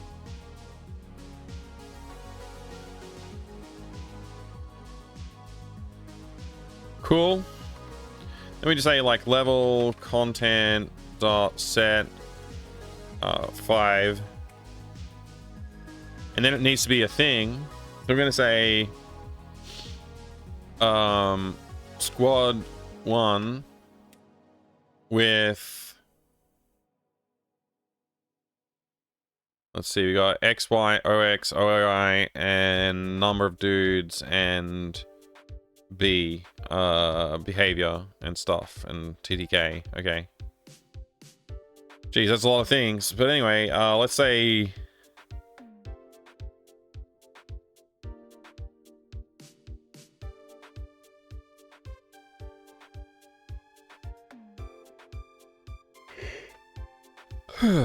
let's say, we want to spawn a guy. What if you say your squads are always center aligned, and anything you give it is like it's offset from center aligned, and by default, so if I say 0 for this, it'll be like no offset, so it's centered at the center of the screen.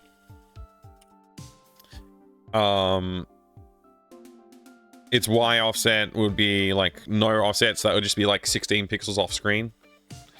And then its offsets would be, I guess, altering the spacing in some way. I don't know. Let's just leave those 0, 0 for this one. We don't really care. Let's get something basic going. The behavior, we'll leave that at 0. And the stuff, we'll leave that at 0. And finally, the TTK, we don't have one, but we'll leave it at 0 as well. Maybe we can make some of these values optional. If they're 0, you just like don't specify them. So I could just say squad 1 bracket bracket and it would be fine. But this is like first pass at it. And also let's just spawn a squad. Let's spawn another squad 1. But we will specify the X is no offset, but the Y will make it an offset of like say minus 40. So move it 40 pixels further back. And then we'll just leave the rest as optional. Cool. Now we need to interpret that. So we're going to do function, interpret, squad, spawners. And we're going to take a string, spawn, string, or let's just say data or code, whatever. Jeez, this is so fun. Alright, I don't know how string splitting and stuff works. I hope that we can get back some kind of an array when we do string splitting. That'd be so nice. String functions, please. Okay, append character compared to copy ends with format index of is null or empty, lowercase, replace that character starts with substring, truncate, uppercase, as float as int, chars, and length.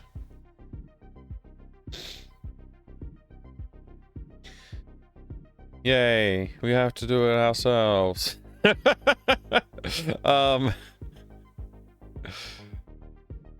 Is that really all the string functions you've got?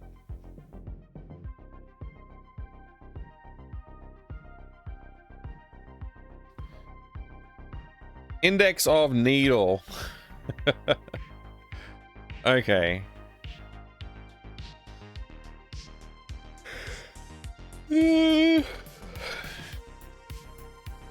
Checks to see if needle is contained within the specified string, returns the character position of the match if it is, or -1 if it is not.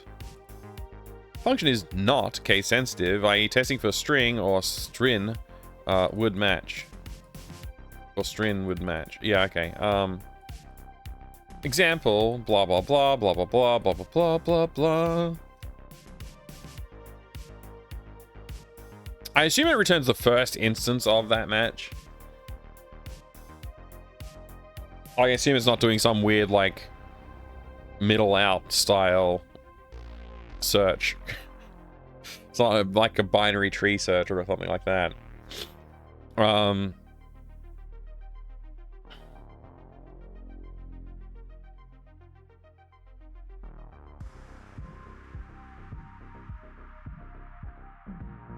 So yeah, I think we're going to pull out chars, which returns us a read-only integer of whatever that char is at that position.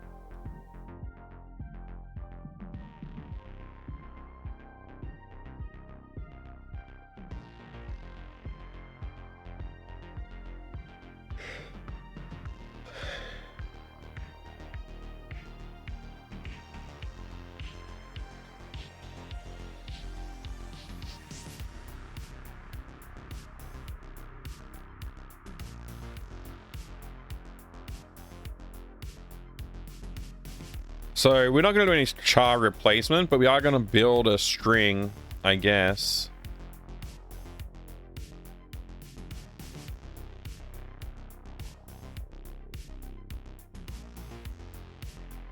Let's just do like a stupid thing. Let's just keep it simple. We'll just write something that scans through the freaking string and builds the things out that we want to build out. So we're going to build out a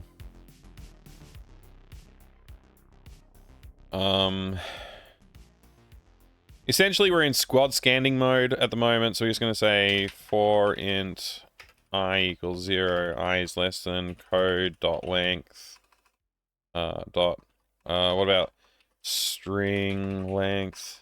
No. String dot. Okay, code dot.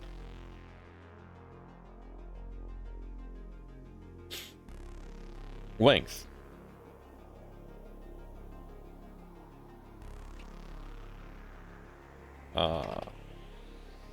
Okay.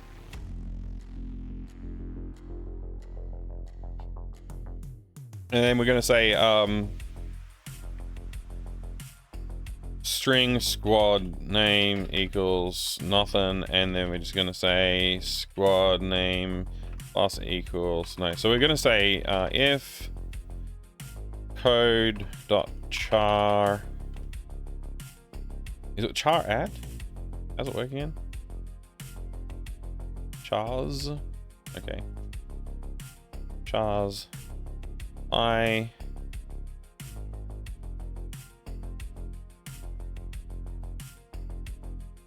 don't know if this language supports char type like this, but if it equals this,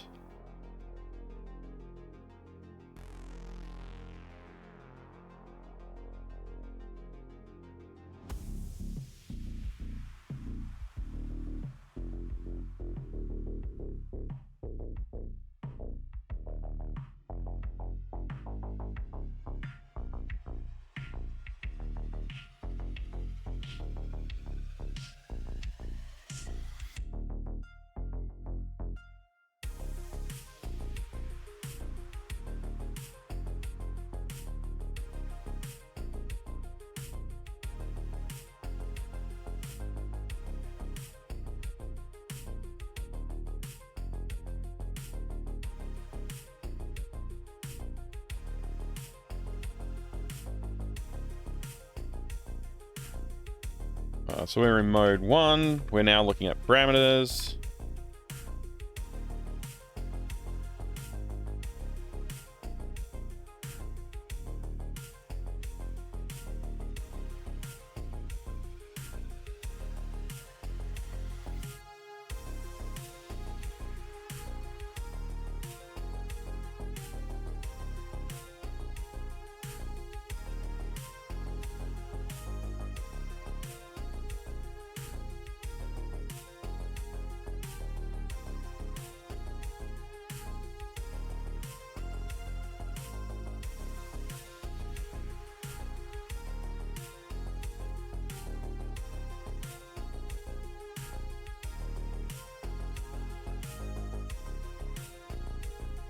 This is probably dumb way to do it. I don't know how string concatenation works. Can I do string concatenation? I can append a char. Let's just do string append char.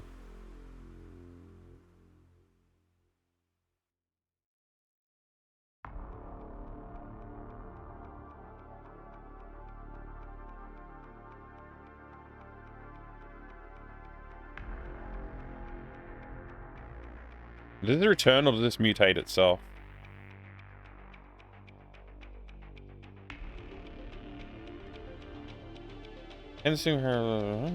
Returns result. Newly extended text is returned as new string from this command. The original string will not be changed. For example, blah, blah, blah. What you probably want is that. Yeah, okay, it's what I wrote. Okay, good. Cool. So now that we have our squad name,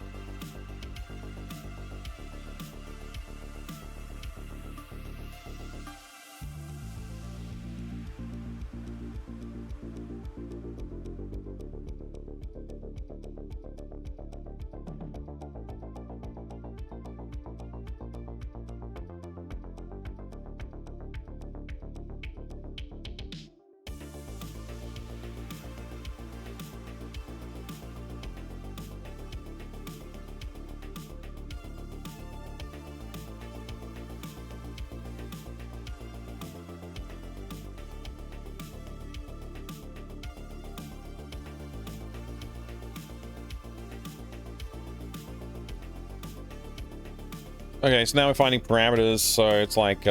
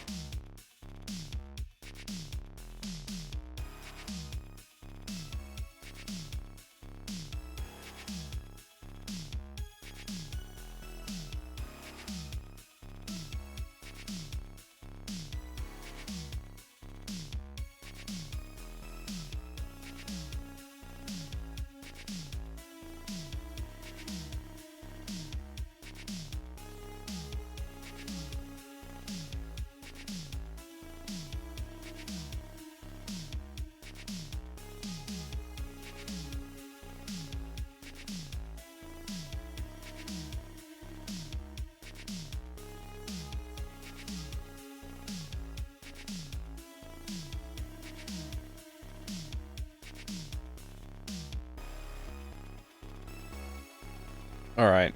So now we have like the parameter setting stuff. And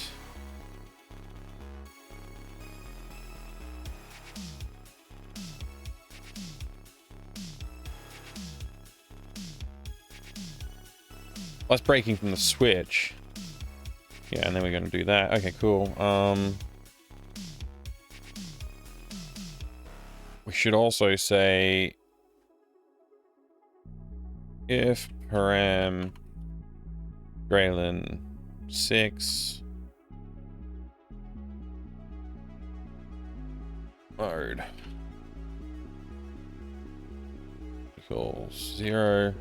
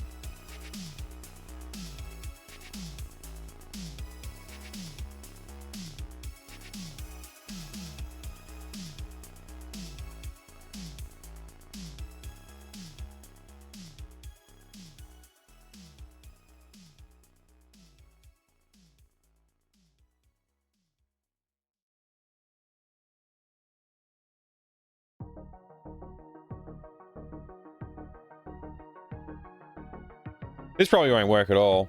But I'm kind of curious if it would work. So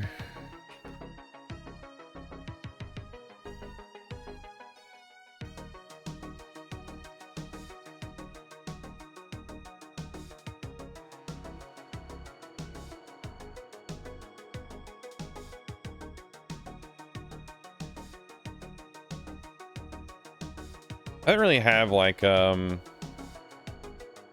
this spawn info thing. I don't know if we're gonna build those or not. I guess we can. So spawn info.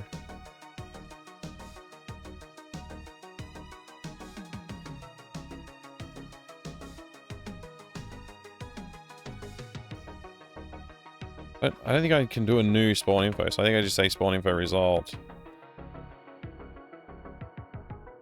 And then like result dot x equals x, etc.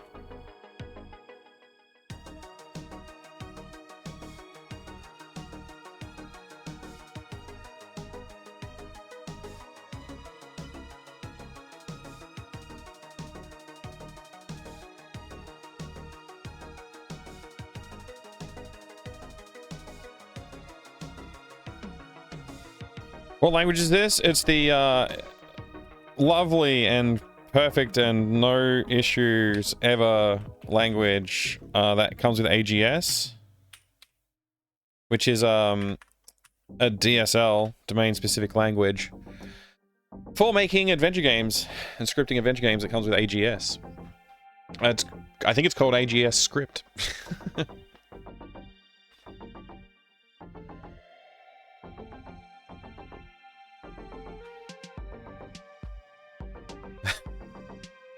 Always gonna works. That's right. That's what it stands for. All right, and then we return our result.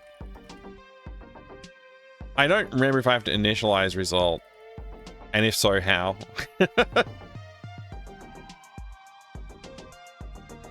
But anyway, C#, and then I got confused with some of the code. Yeah, it's definitely not C#.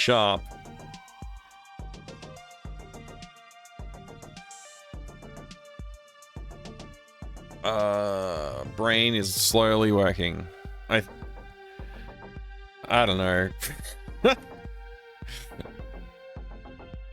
All right, so where's our progress thing? Here's our progress thing. So if If you could say like, hey, if level content dot has dot contains the key, which is going to be progress dot to string. What can we do? String dot format percent G percent I percent D percent I percent D percent I percent D. Why is my brain just flaking on this? I don't know. Whatever. It's an integer that we want to put in there. I think D is right?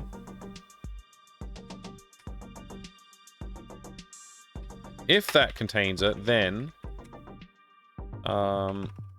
interpret squad spawners level content that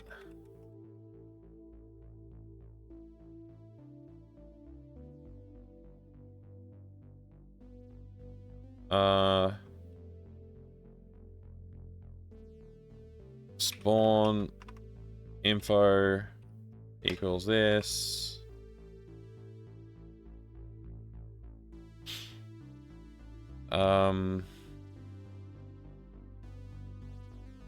Okay.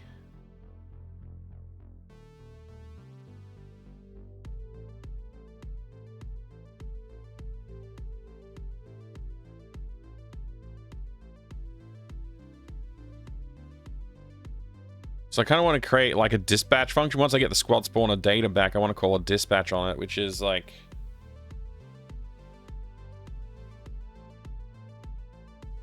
I guess it's essentially just going to be a switch statement.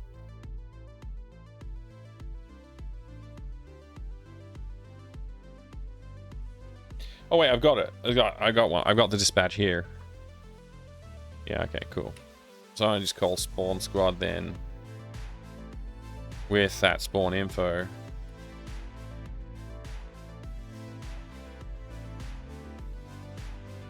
I will be surprised if this works at all.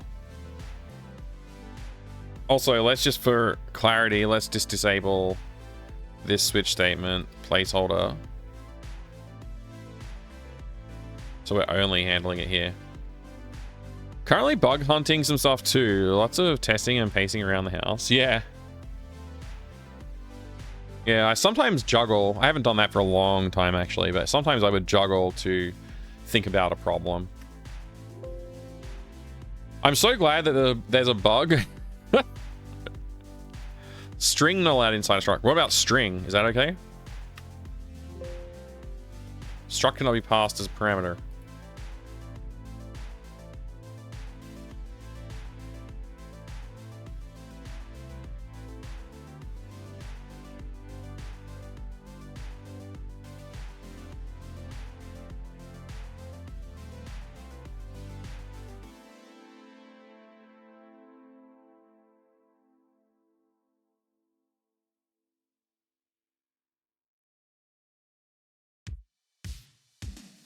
I hate this language so much. It's like it wants to make life harder for you. Like it just has to.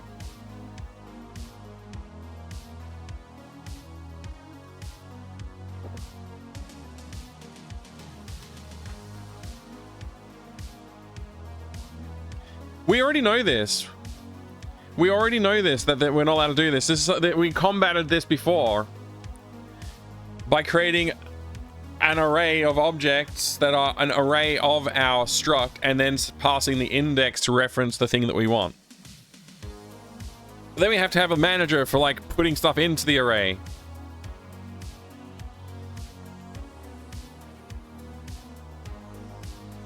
I'm just not going to do that this time. I'm just going to say spawn info no, it's capital T, no, it's capital THE, the spawn info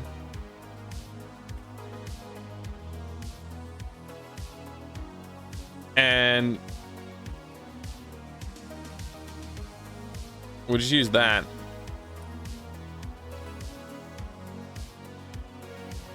Um,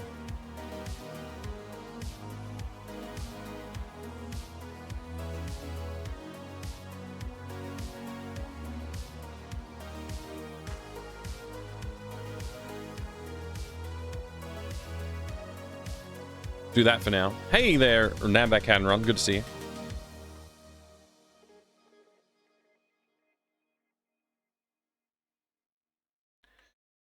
All right. So I don't know. I give up. I give up on this bullshit.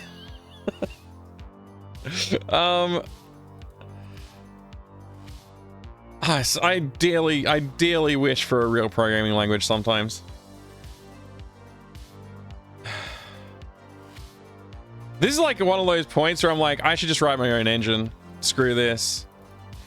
But I know that it's going to cost me more time than I've got to work on this project, so... Also, imagine porting everything I've done. It would take a while to a new freaking engine and whatever. You know, whatever. Let's just move on. A lot of things would become a lot easier if I made my own engine, though. Heck yeah. Anyway, spawn a squad, because we got the squad data. We got the squad data on the spawn info. Are we allowed to... Is this legal? Are we legal? Length is not a property of code, because code is a lowercase string.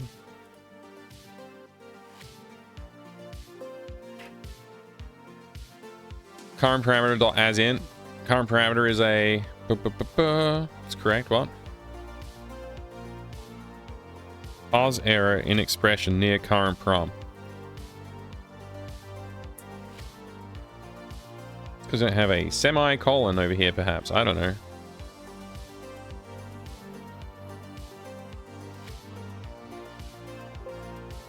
No? That's not it? Okay, let's see. Case 0 x equals current parameter as integer. Is as int incorrect?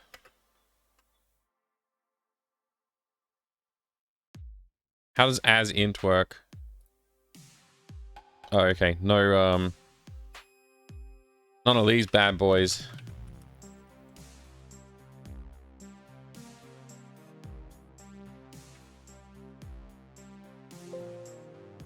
Level content. Parse error.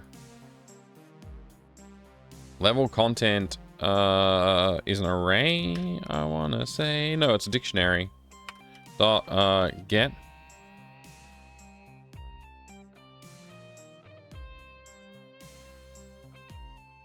Holy crap, it compiled. There's no way this is going to... I mean, it's not actually going to do anything, but if it doesn't crash when it gets to frame 5, then I'll be happy, you know. Or whatever, you know. It crashed immediately. Okay, that's fine. Blah, blah, blah, blah, blah. Null pointer reference. Null pointer. Null pointer? Yeah. Let's just look at string.format. Just make sure I got that in my brain proper. Where's string.format? There you are. Okay. Yeah, %d is for an integer, which is correct. Why would this return a null? Why would this return a null?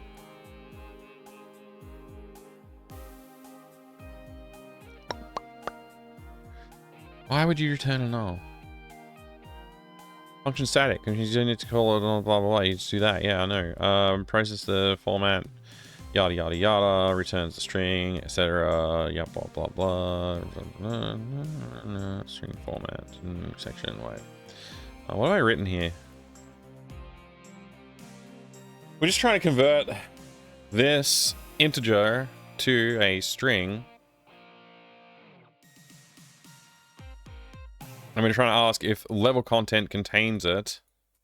But I never initialized level content. Because I didn't call this. Let's do that.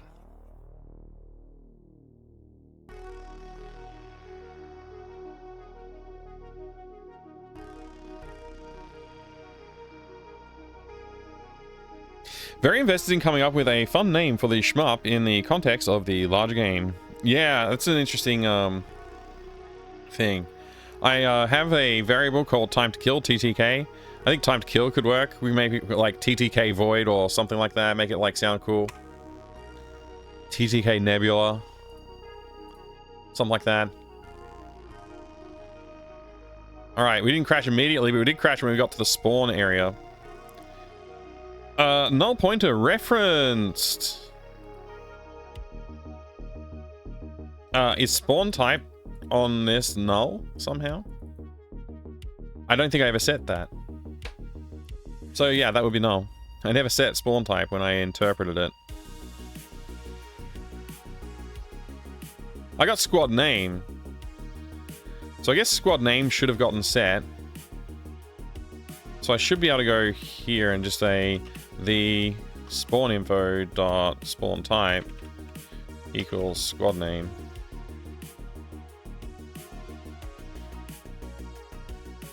Ultra Blaster Deluxe 6, yeah.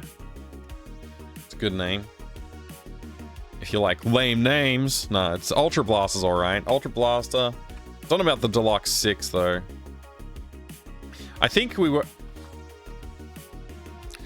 legendary. I've got my hands up in celebration, you can't see them. If I put them up here, it looks weirder though. Yay!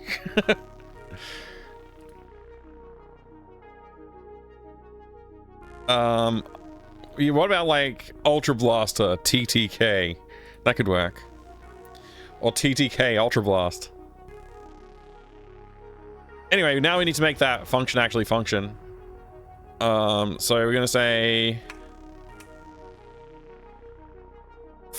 Wait, I never said N? I forgot about N. N comes before B. N should always default to 1.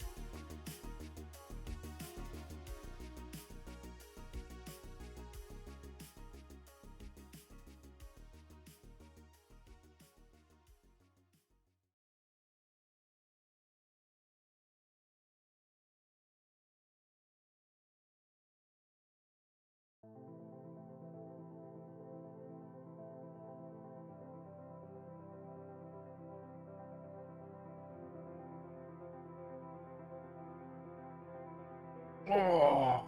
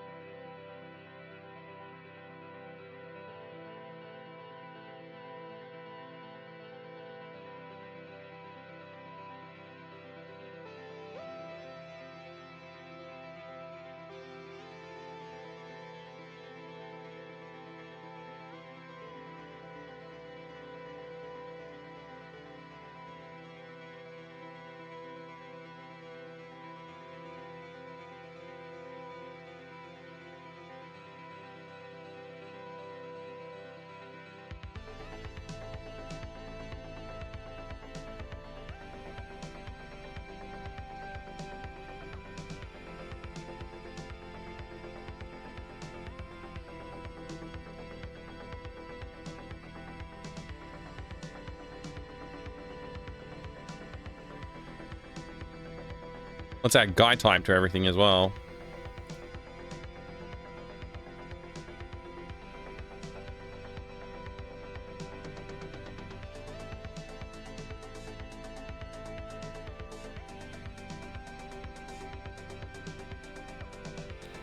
So it's X, Y, OX, OY, 4. Behavior, stuff, TTK. So it's guy type X, Y.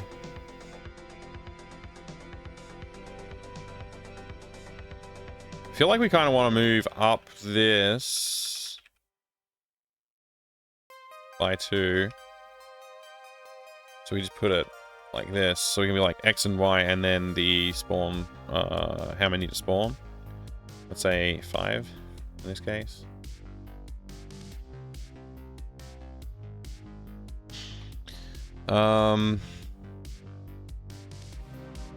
Let's flip this as well. So that's 0 and that's 1. Okay, so it's going to be type X, Y, N. So we'll make it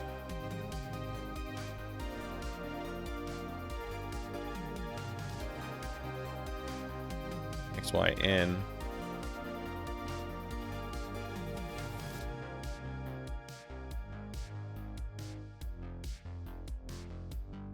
And we need to put the, oh my gosh, yeah, so we gotta do like,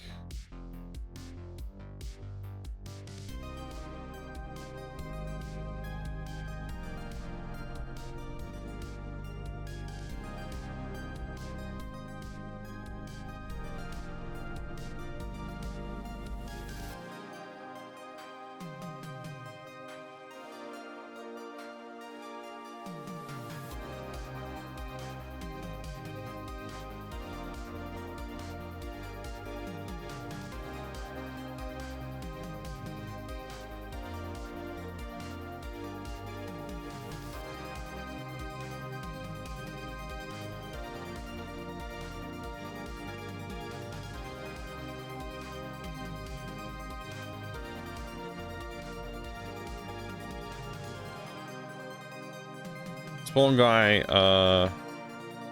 the spawn info dot guy type, the spawn info dot X plus I times 20 for now, and that would just be the spawn info, so it'll be minus 16 by default plus the spawn info dot Y, and then the behavior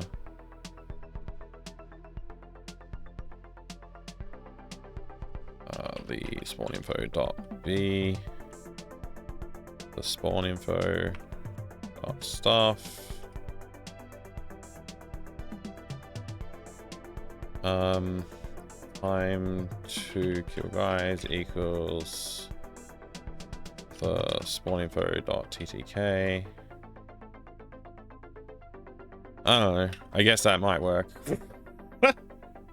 Who cares, right? Nobody really cares.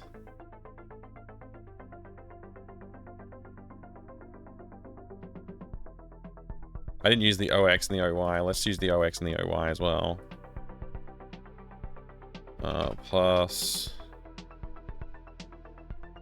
You know what? Let's not do that.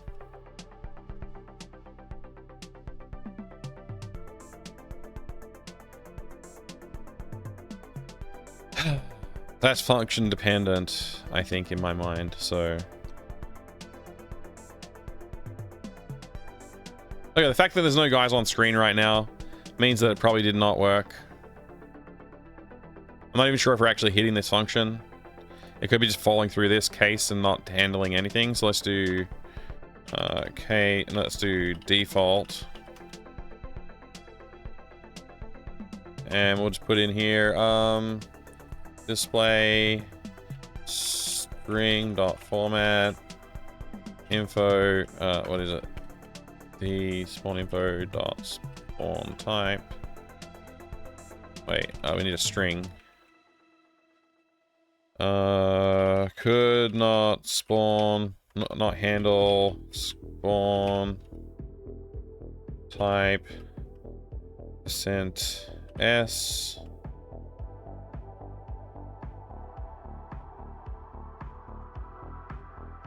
Let's see if we hit that. What? End of input reached in the middle of something. Oh yeah, we got the closing param thing.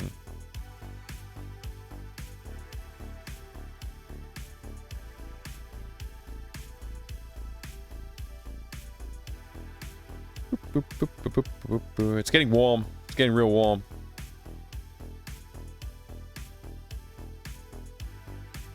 Could not handle spawn type. Squad 10, 0 pipe. Yeah, this obviously didn't work. This obviously did not work. Yay for not working. So that's great. It's good to see. Good to see non-working things happening. We love that because that means we can debug them and make them work.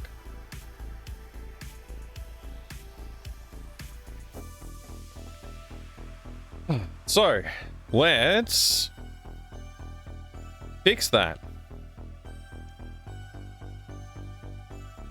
I'm just ticking in my brain right now, like thinking a little bit. So when we get to, I guess, here when we do this, we're going to do this.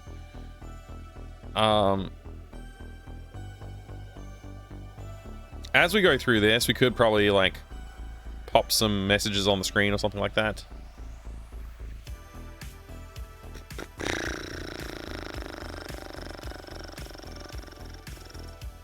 Definitely didn't do the thing right. So let's just check what happens to mode. Let's just read through this, like, and we'll just like grab this string. We'll just see what happens as we go through this string. So let's just say we pop the string here just for reference. So okay, we're going from the start of the string to the end of the string. This first character we go to C is going to be S. We're going to just go through this. We're in mode 0 to start with, so we're going to get param index is 0 for edit, just so we're just always setting it to 0 for some reason. Okay, now, if the code at the character at the position we're at is a bracket, or if it's a space bar, a space, then we're going to consume all the spaces if there are any spaces, and we're going to set mode to 1. We're going to continue. So mode 1, then we'll go down here. So otherwise, we're going to add build up squad name by appending the char. So we're going SQUAD1. We see a bracket. First thing we do is we see a bracket. We see a bracket. We try and consume spaces. There are no spaces at this point, so we should not consume any spaces. Then we go, okay, mode is now 1. So we go back here. We go mode 1. We're here. So now we're going to say, okay, because of that, when we hit this continue, we're going to hit this. That means we're going to be looking at here, the 0. If it is a space, which it is not, if it is a comma, which it is not, and if it is a closing bracket, it is not. We're going to do some stuff, but otherwise, we're going to build up the current parameter, append chars at the current parameter, and then we'll keep going. We're still in mode 1. And current param should say 0 in it right now. And we're here now. So we should see this condition met. We're going to eat all the spaces. There are no spaces. We're not currently at a closing bracket, so we're not going to go back to mode 0 yet. Based on the parameter index, we already should have consumed one yet. No, we haven't. Okay, so we're on parameters index 0 still. So, given that,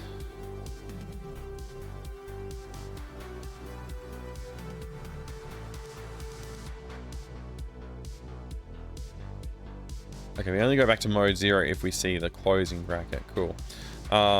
Given that, we're on here, we're going to say guy type is the current parameter as an integer, and that is going to be 0. So we're going to say, okay, current guy is 0.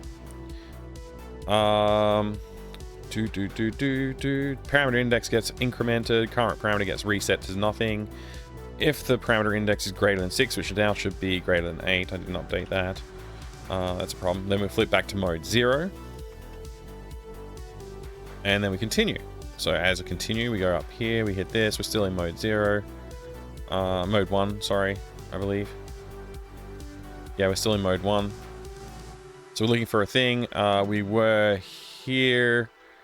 We're not eating any spaces, I don't think. Oh, we kind of should have eaten spaces, perhaps. Although we would have just stayed on there, so I don't know exactly what we would have done. Anyway, also, this eating space could cause issues. Maybe I shouldn't have bothered doing that. Anyway, we should be eating another 0 and putting that onto the next thing. I don't see how this would be a problem. Okay, so I think just for debugging purposes, because this language doesn't support nice debugging, we're just going to do a display,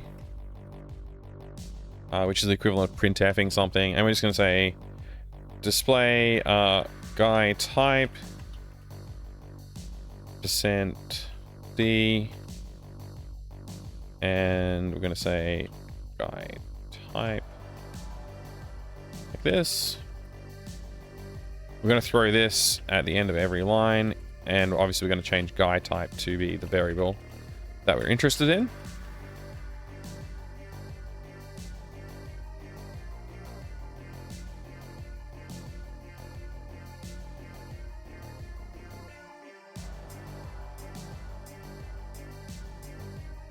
Oh, it appears I've cleverly not done this correctly too.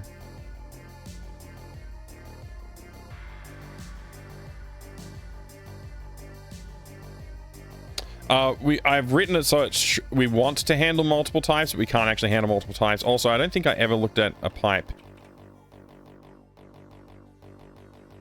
So let's just delete that for now. Out of our definition. That could certainly cause a problem. Let's do this.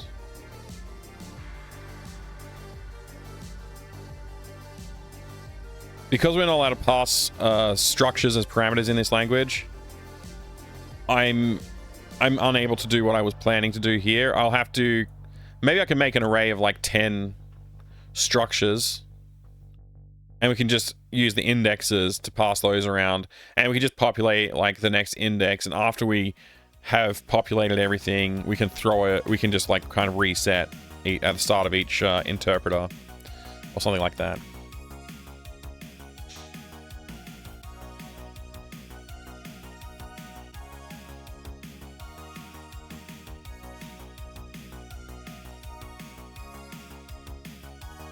Okay, guy type 0, correct. Oh, they all going to say guy type because I didn't type the freaking... I didn't update them. I just copied and pasted. So we got X, X, Y, Y, N, N, O, X, O, X. We could have used code gen for this if we were doing something with metaprogramming, which would be nice. But this is not that. B stuff. I really should not have used the variable stuff, but I honestly couldn't be bothered thinking about that too hard. I just figured I might want another variable and ended up using it for something which I honestly don't remember, but whatever. So we are specifying all of them for this particular one. There should be 8 parameters for... Oh no, wait, there should be 9 parameters, yeah, okay. So yeah, 4 and then 5. That looks good. Cool.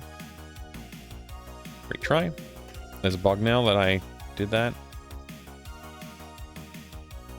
I did TKK instead of TTK.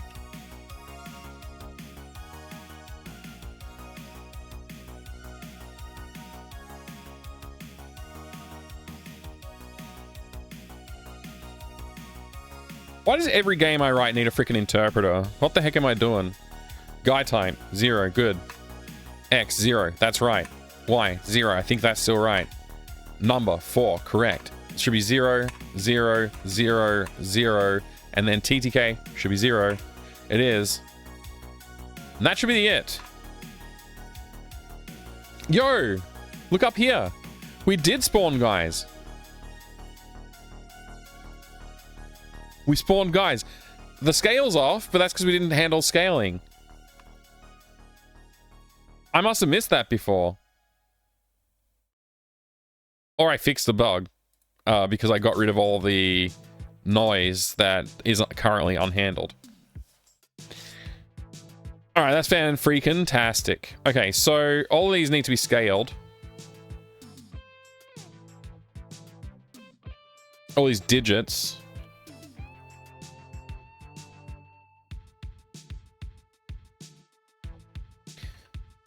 So those ones are all scaled now. Let's not scale them here. Let's scale them at the point where we handle the spawn info.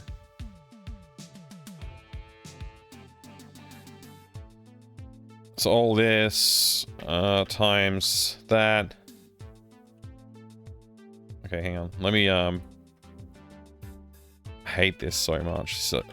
So ugly. All right.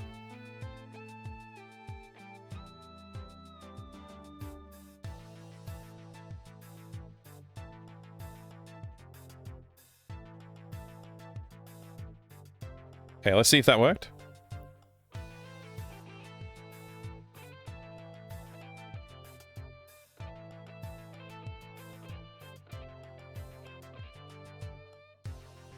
So we should have 4 guys like sailing down the screen. And we do. They're not like perfectly aligned or anything because we didn't bother doing the actual math to do that. Okay, but now like theoretically,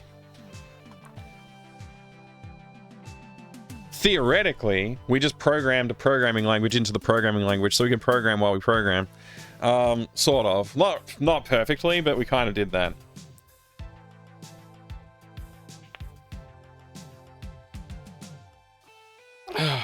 Excuse me, I just had to stretch there.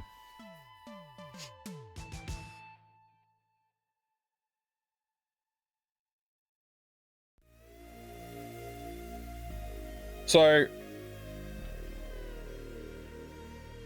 we've got a DSL inside the DSL, which is hilarious a little bit. It's not, I would not call it a fully featured DSL. It's more of a data specification than anything, but we could claim that it is if we want to.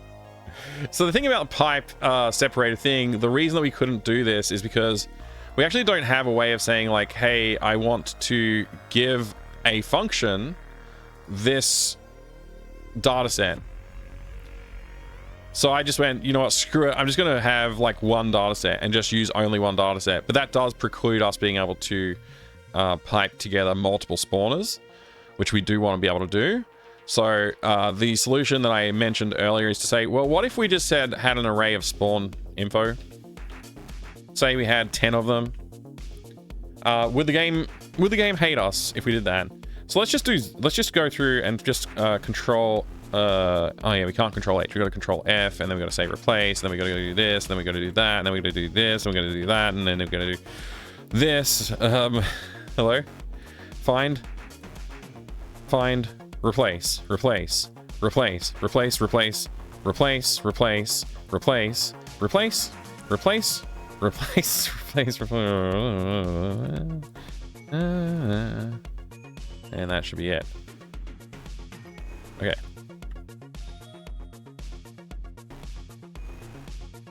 Just make sure it still works. Good morning, Proton. How's it going, man?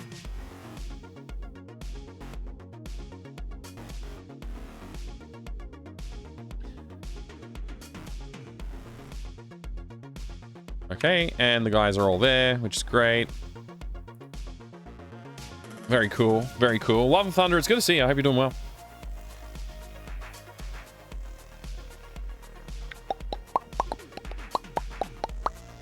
I am brain dead, but that's okay. So now we can, instead of saying no parameters, we can say int spawn index spawner in spawn index. I guess we'll just say index. Let's just say I. No, we can't do I. Index. Index is good. Game has progressed a lot since I saw you streaming it. Yeah.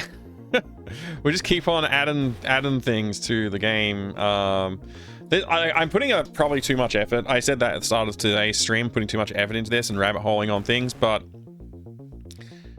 there's certain, like, the reason I'm doing what I'm doing right now is because then I can programmatically generate content for the level instead of having to hand code a whole bunch of stuff into a big switch statement, which is the way it was before I started doing this.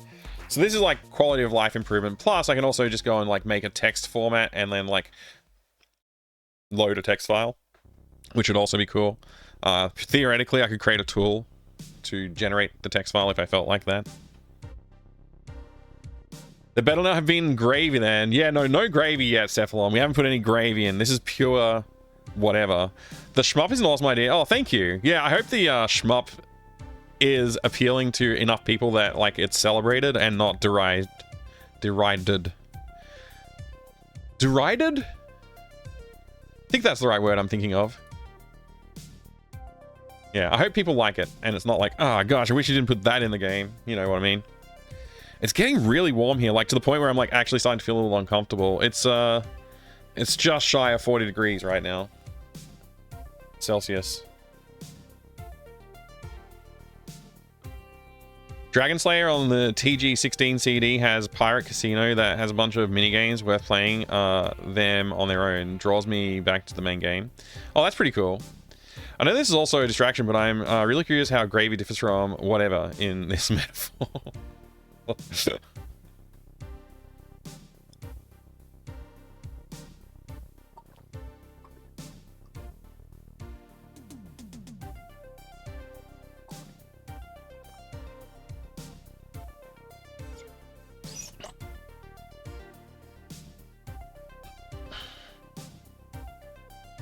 Remix, nice. 1 minute and 30 seconds that you've got right now. Cool. Very cool. I might pop that up in a minute. You gonna have a sleep, Adrian? Have a good rest, mate. Hopefully I'll catch you again soon. Take care. Enjoy your sweet dreams. Alright, before I lose my train of thought, I gotta get back on the track here.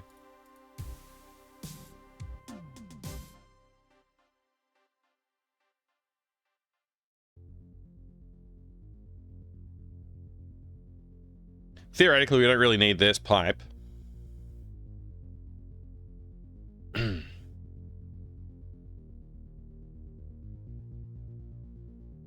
So let's try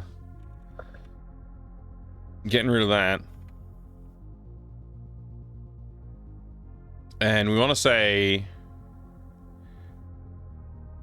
in here.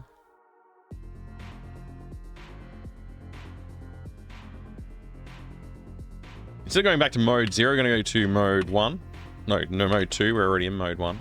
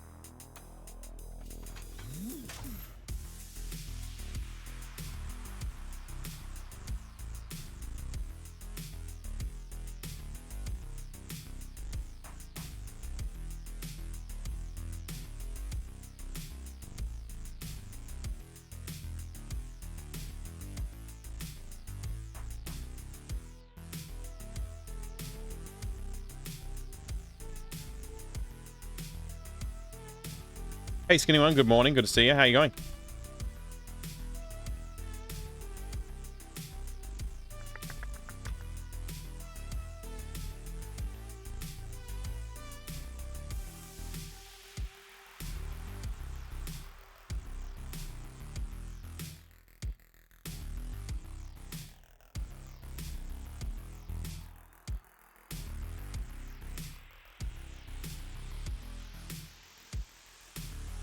Oh, we broke. What did we break for? Array index out of bounds. Index 10, bounds 9. At squad has reached 10 at somehow. This is not correct. Oh, we never went mode 0 at the end here.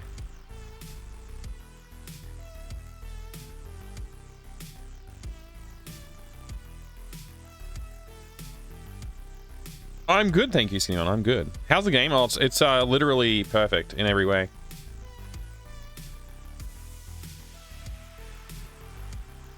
No flaws.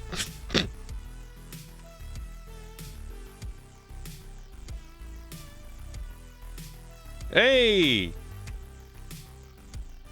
Hey! The only problem is I don't see the second squad spawned. This close we were.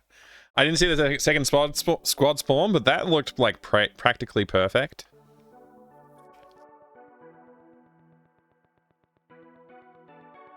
That's good to hear that you're developing the game of the year, of all years. Yeah, basically. Yeah, it's perfection. Lightning in a bottle.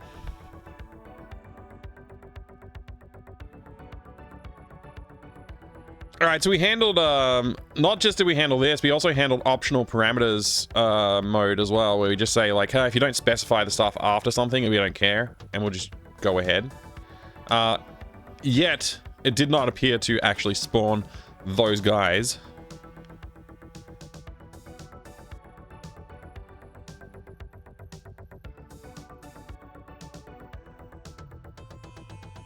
It should have. I called it the same thing, right? Squad 1, and those squad 1 goes here. Gets dispatched to here, which is here.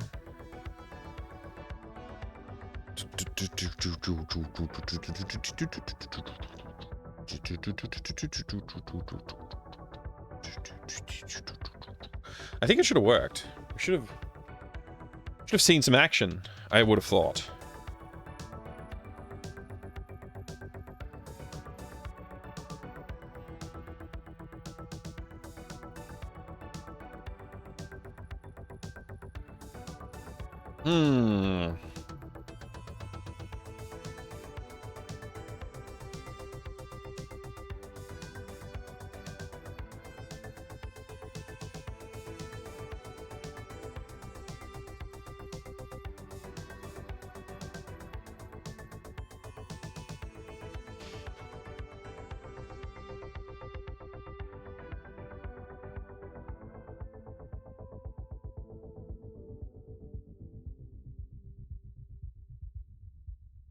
I'm just thinking, sorry. I'm just leaning over thinking there. You can see my thinking face, but I was thinking, I promise. I wasn't just leaning over for no reason. Hey, Blue X, good to see you, man. Good to see you. We are so close to having this just almost right. I'm out of coffee.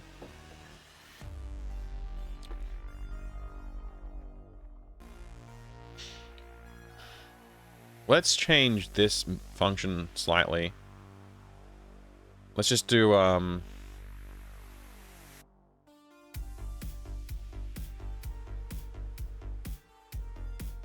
let's do something basic here. We'll say,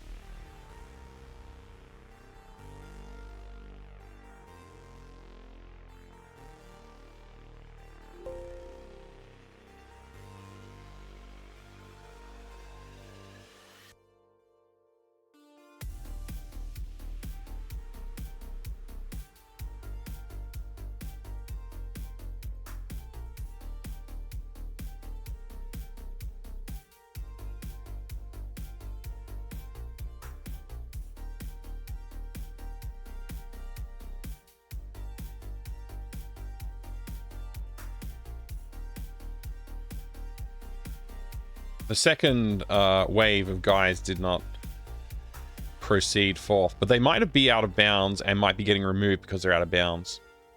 Didn't think of that, did I? No, I did not.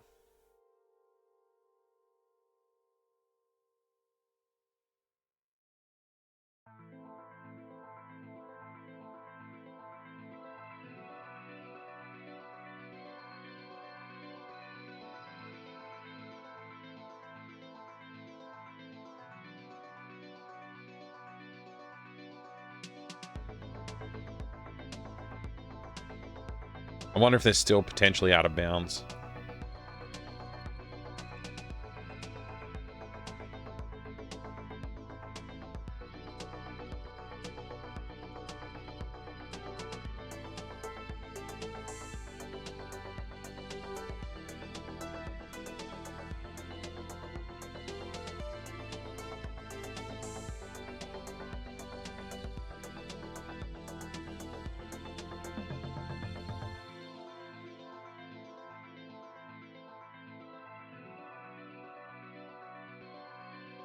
I don't know if I don't even know if or where my bounds checking is done, honestly.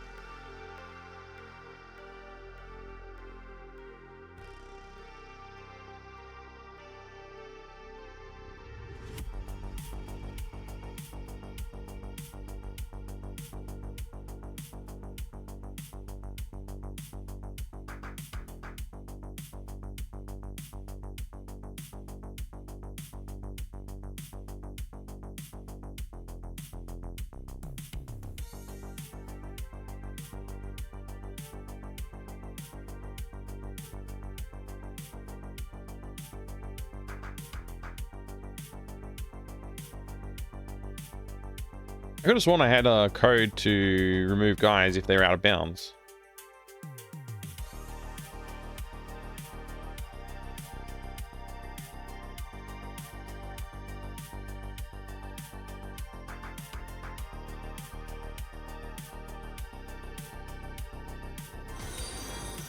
Thank you very much for the follow. I appreciate it. Welcome in.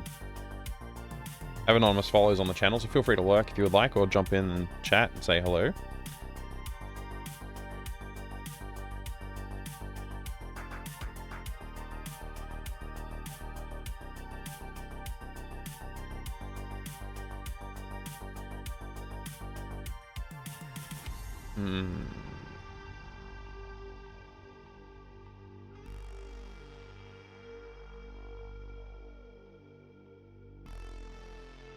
Trying to think if I missed some other thing somewhere.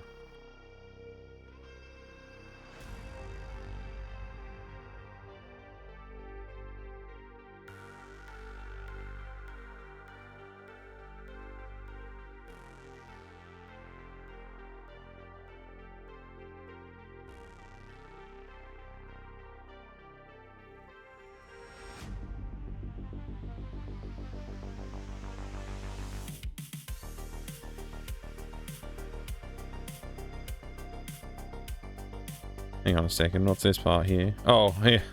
Without the spaces. Okay, this is the part I was looking for. Okay. So if it's a ship, tag 2, and it's out of bounds, which is the zone height,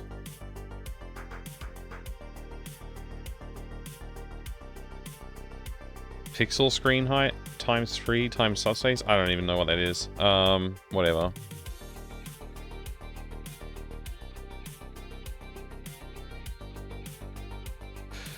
But this is only applied to bullets, so I don't think that's what's causing the problem. Jester Machine, hi. Had FM but didn't know about this channel. Oh, well, thank you very much for joining us. Yeah, this is the dev channel. I do the game dev on this channel. Pretty much, yeah, I was doing game dev originally on the other channel like years ago, but last year I created this channel at the start of the year, and I've been on here for game dev ever since. So all the games I've been releasing over the last year have been developed on this channel.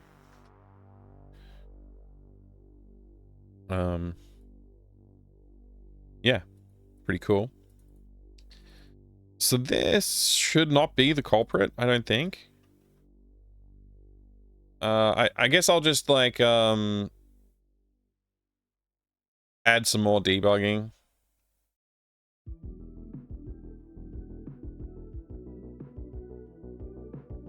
So let's go to spawn squad 1. I'm just gonna throw in a thing here. Display spawning guys type something like that, and that'll be this.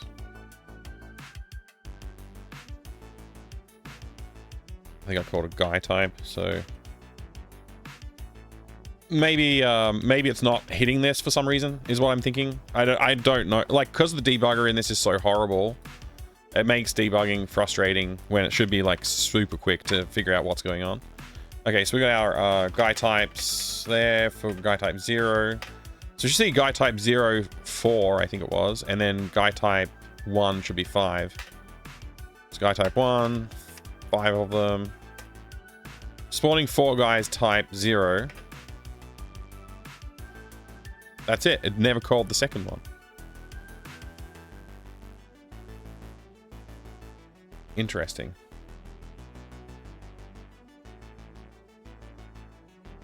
Okay, so when we interpret them, we got at squad and we're returning at squad.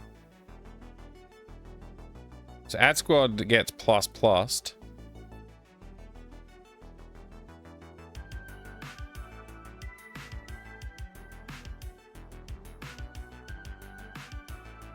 So that's what it looks like right now. And then we flick back to mode 0 after we set the parameters and yada yada. Continue, which will basically, nothing will happen once you do this, so. You know what it might be? We might not have enough space to hit it because we've gotten to the end of it and we haven't actually done this part. So what I'm going to do for fun is this, just add a space.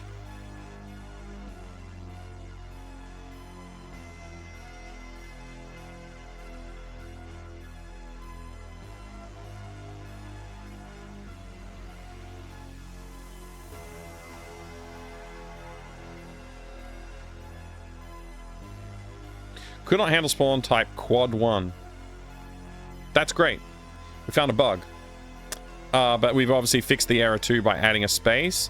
So I knew that I needed to add a space because the way the interpreter is running on the last character, it's going to say continue, knowing that it's just finished it. So it's in mode 2.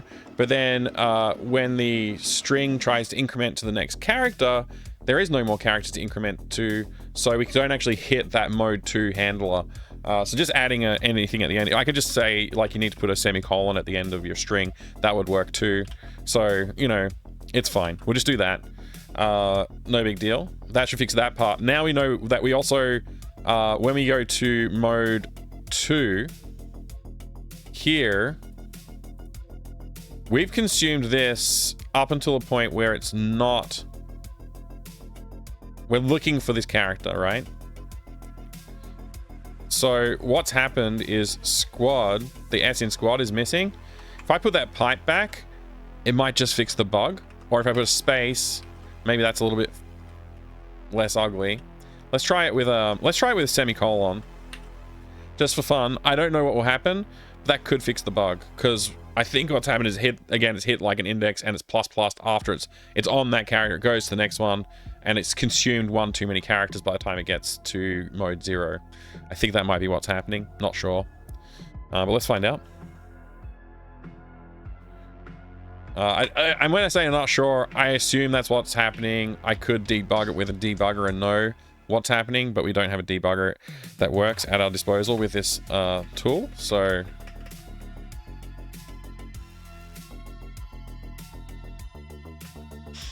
worked perfectly. It worked perfectly. All right, so we have programmable things. So we could just write a bunch of lines that look like this instead of massive big switch statements. And as we want to add more squad types, we can just go and add a squad name, add it to the dispatch, add the function for handling that squad type, and we're done. Your sound card? What happened? Did I say something about sound cards? I don't think I did. You're confusing me, being you. Oh, works perfectly? Oh, okay, yeah. Okay, good. So the next step in all this is like building out a something to happen, right? I can now programmatically say a series of things. I can set a series of spawners. So for now, let's just do a little for loop. For int I equals 0, I is less than, say, let's say 30, I plus plus, and in this area, we're just going to say I times 50, I guess.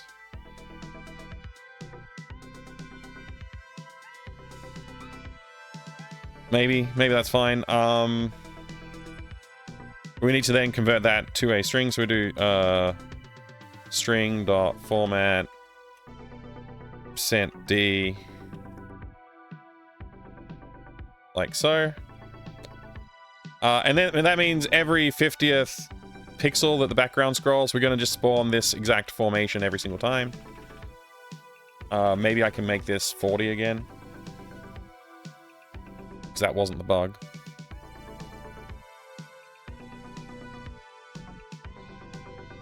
Got an empty box for an HDD in the mail. Wizard not here. I don't know. It's okay. I mean, it's not the most... I mean, it depends on, like, what your interests are, if you would be here, I guess. You know.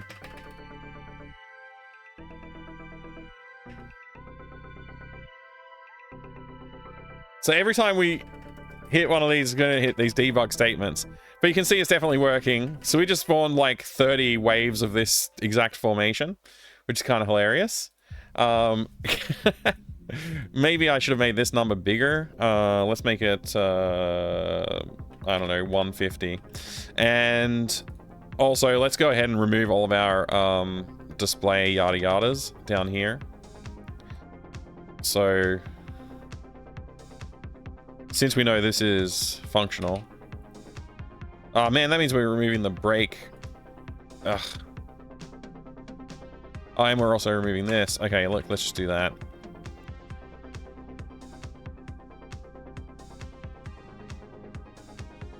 I'm only doing this because, like, I'm not infinitely confident that this won't be something that I want to, like, debug in the future. And so if I just do this, I can bring them back.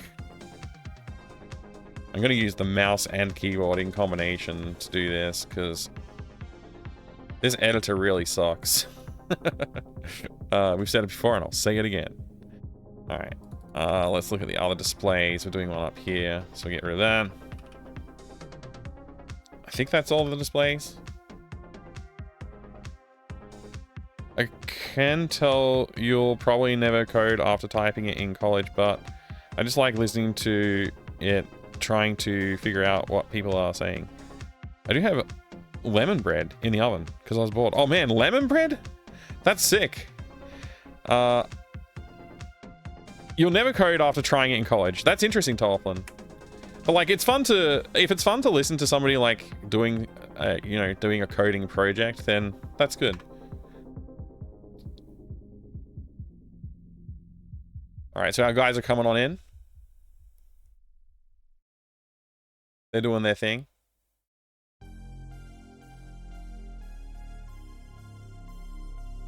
So we programmatically generated many waves of dudes, which is good because I didn't want to have to like individually go and like type in stuff just yet.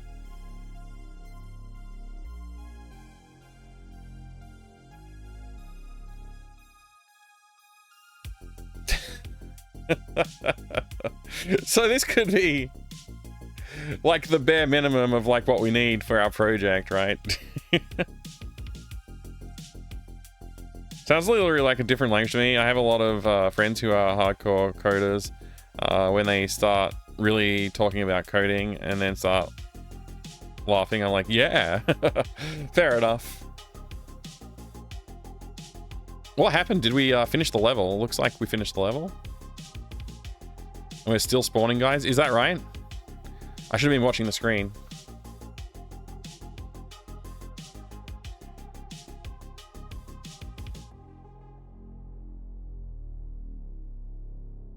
Did Phobos scroll off the screen? I wasn't really watching.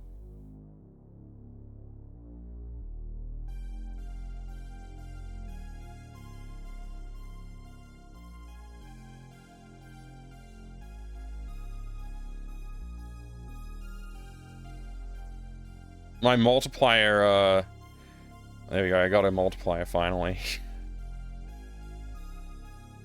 We lost our multiplier.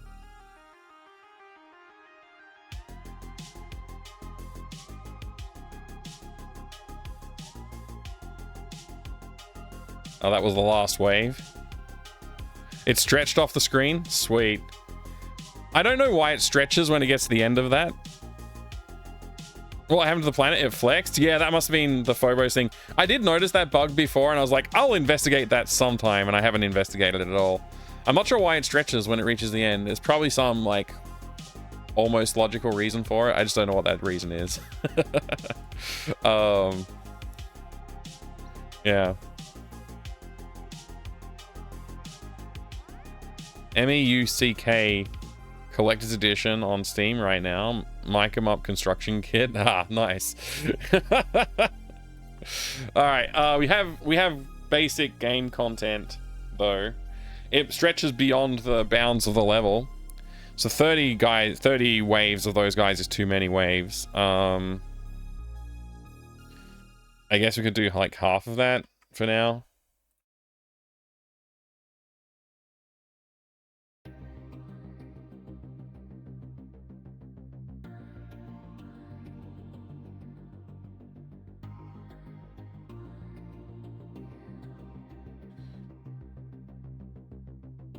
So yeah, I guess I'll like take a closer look at the screen while it's scrolling when it gets closer to the end.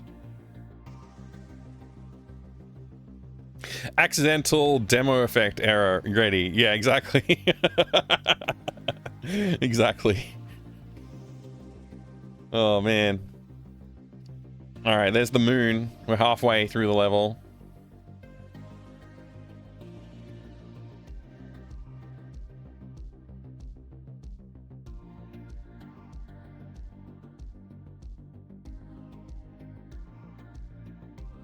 I feel like the positioning of the guys looks wrong, but I don't know why. Okay, there's Phobos.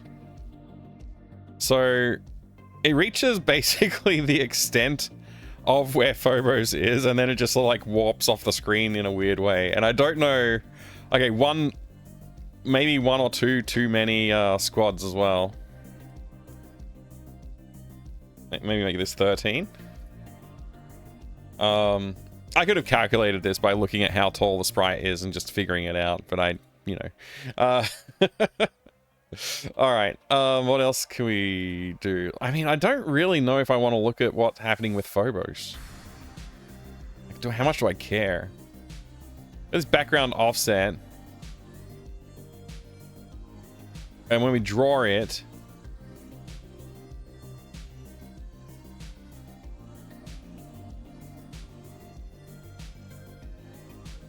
What's this number represent? I don't remember. Let me see. Okay, that's just the sprite slot. So draw XY sprite slot. No transparency. The width and height of the thing we want to render. Cut X, cut Y, cut width, and cut height. Oh, okay. Yeah, no, this totally makes sense. We continually, background offset continues to outgrow the, like once we reach the end, we don't stop. We just keep rolling it. And so yeah, it's gonna like gradually take a smaller and smaller slice of the image, but it's also just gonna stretch that to the full screen height. So yeah, that makes sense why it's warping. Yeah, I don't really care right now about that. Actually, that one's not something I care about. I could probably fix it actually in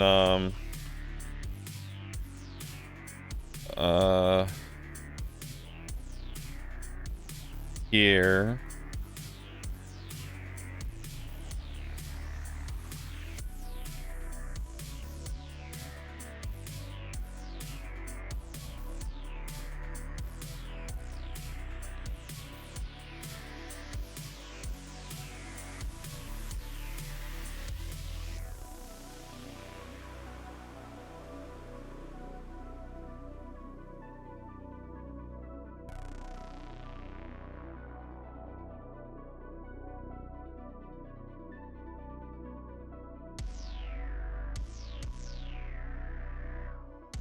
That might fix it.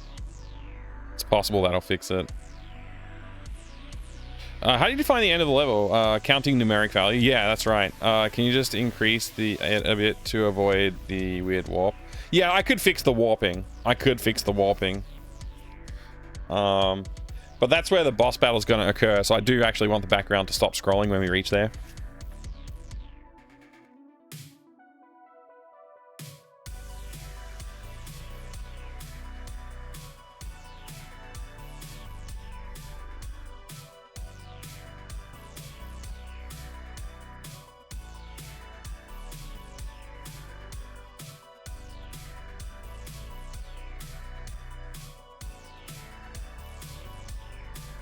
Whoa, whoa, whoa, whoa, whoa, whoa, what crashed?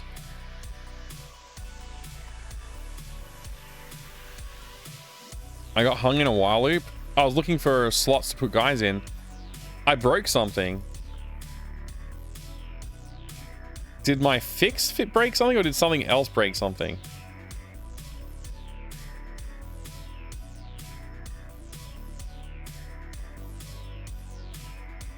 Let me just comment this line out and see if that was the culprit.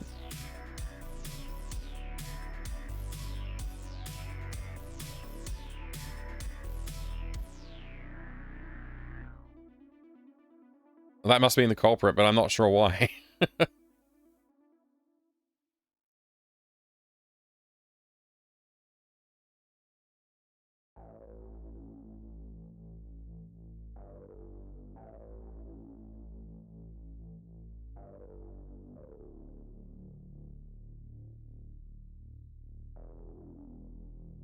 All right, that'll do.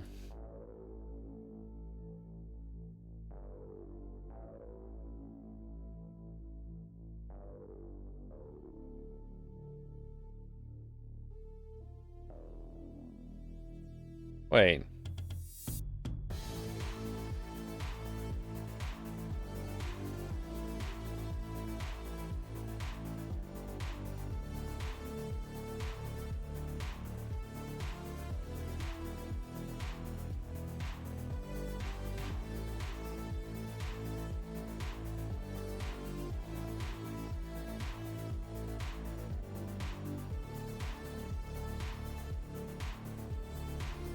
Yeah.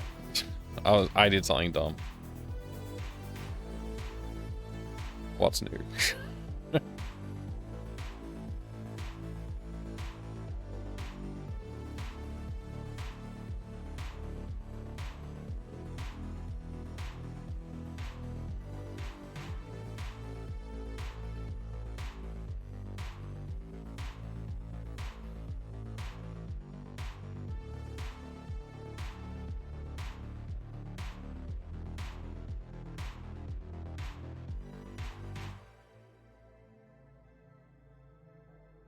Almost at the end of the level. Not. We're getting close. Here it is. Let's see what happens when we reach the end. All right. Yeah, the level stopped scrolling. Cool.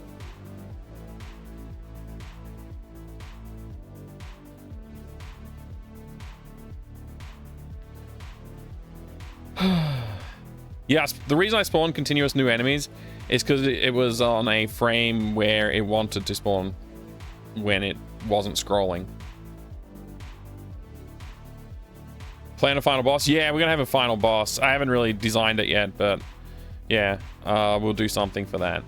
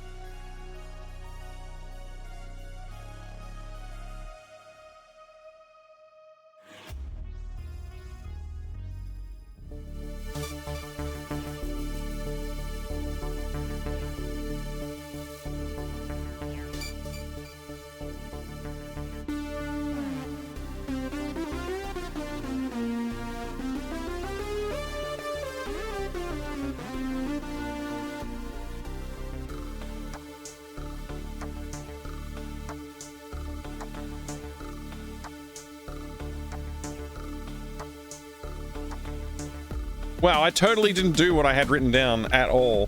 That's hilarious. All right, it's only that day 61 then.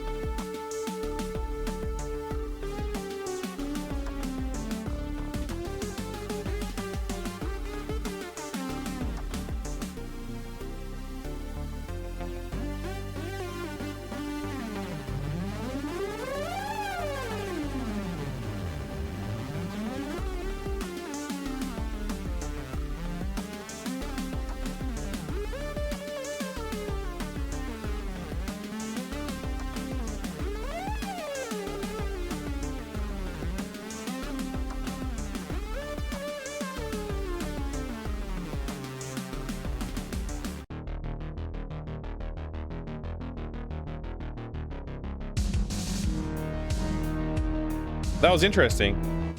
That was interesting, Proton.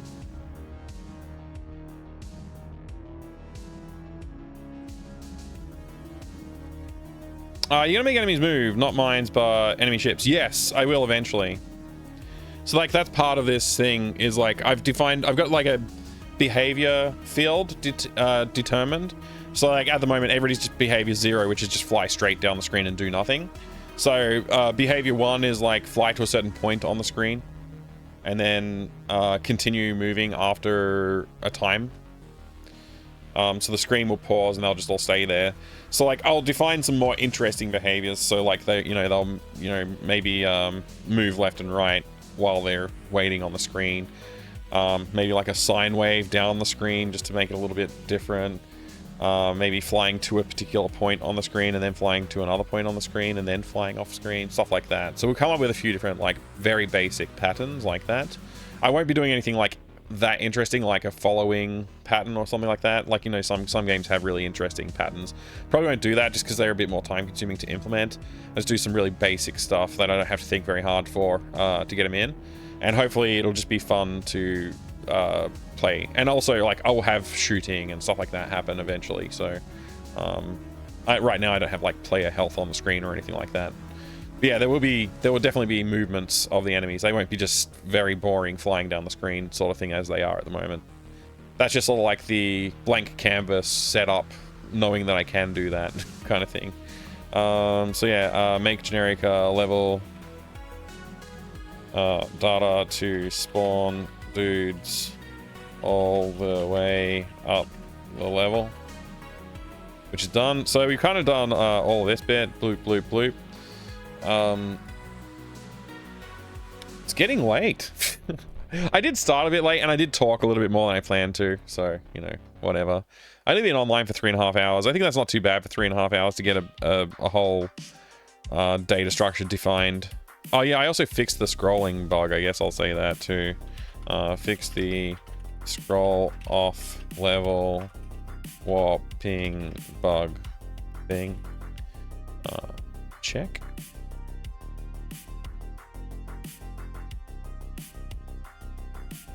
All right. And let's bring this back so it doesn't scroll as fast as well.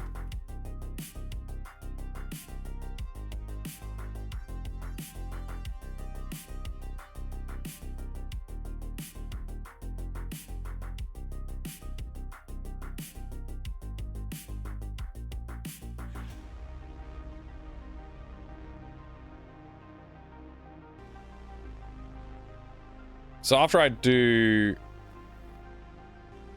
the initialization, wherever that is, here, I can also just like those are just generic waves, but then I can just be like, okay, here we'll put a specific wave in at some particular point.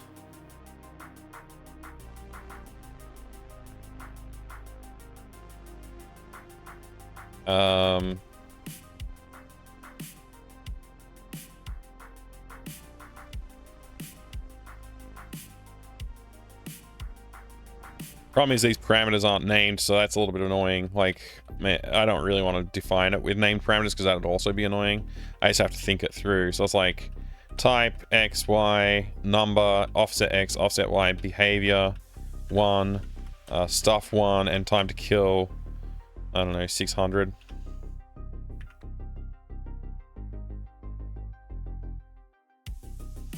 And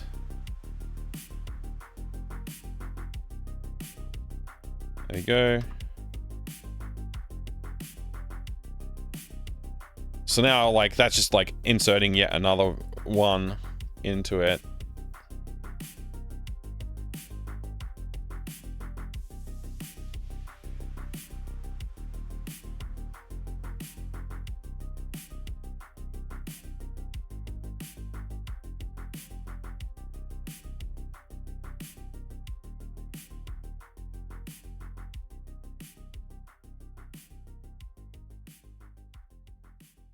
That looks like a stack of dudes.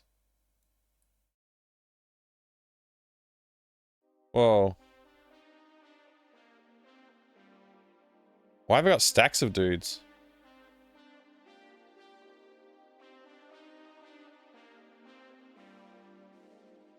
How did I end up with stacks of dudes? That's weird.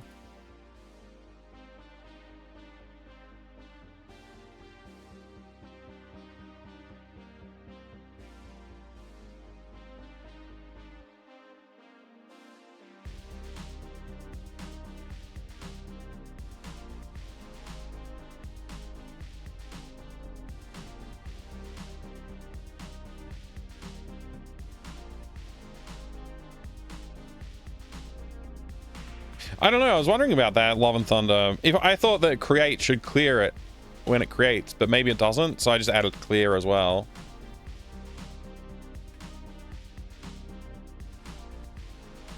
Okay, first wave is just one wave.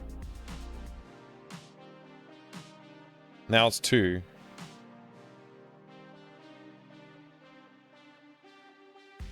I can't seem to shoot the freaking mines, though. What's up with that?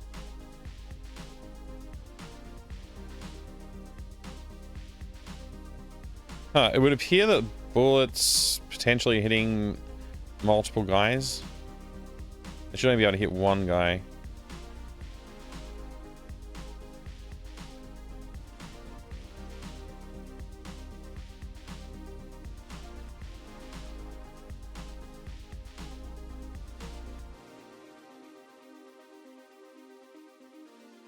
Seems to be just 2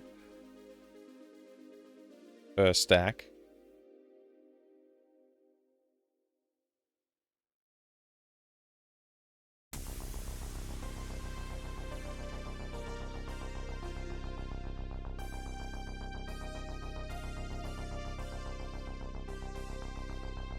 They also appear to be like offset a little bit, so maybe it's like 1 frame after another frame.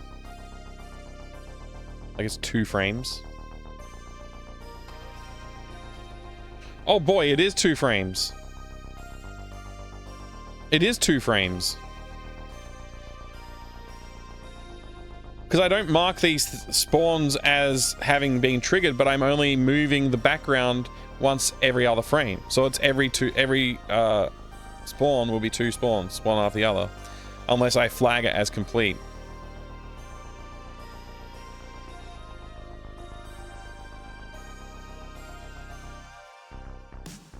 So I could do,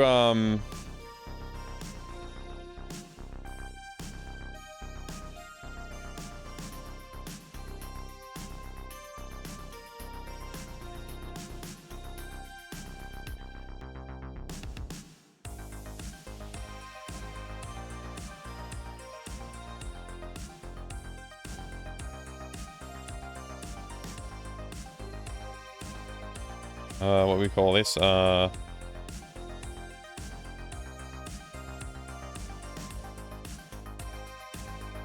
level key, I guess.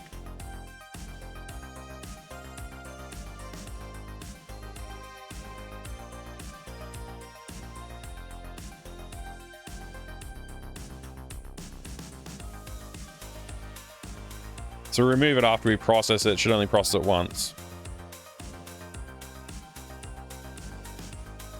Also might potentially speed up the use of the dictionary. Not that matters. Anyway. Weird, I don't know why the first instance didn't do it, but I guess I don't care. Anyway, there you go. So that's working. We don't presently handle TTK or behavior properly in the spawning situation, I don't think. So that's something I have to code, but like theoretically those guys would behave in a certain way. The extra guys I added at 186. So that's something else to handle. So I'll write this into the Tomorrowland.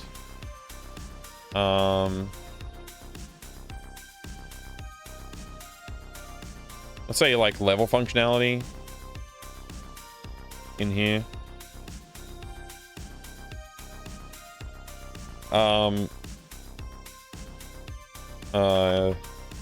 Ensure that behaviors, TTKs, etc. are handled in each squad spawn function. Maybe create a generic handler for squad spawning for guys. So like when we spawn a guy, make sure spawn guy returns the index and use that to configure behavior and other necessary tagging stuff to make them more interesting. So like ways that this sort of stuff would be handled in potentially other games is like, you'd be like, oh, the guy these are the series of behaviors that you could have for that type of guy, which might be something I want to do. But anyway, yeah. That was fun. That was fun bug to see.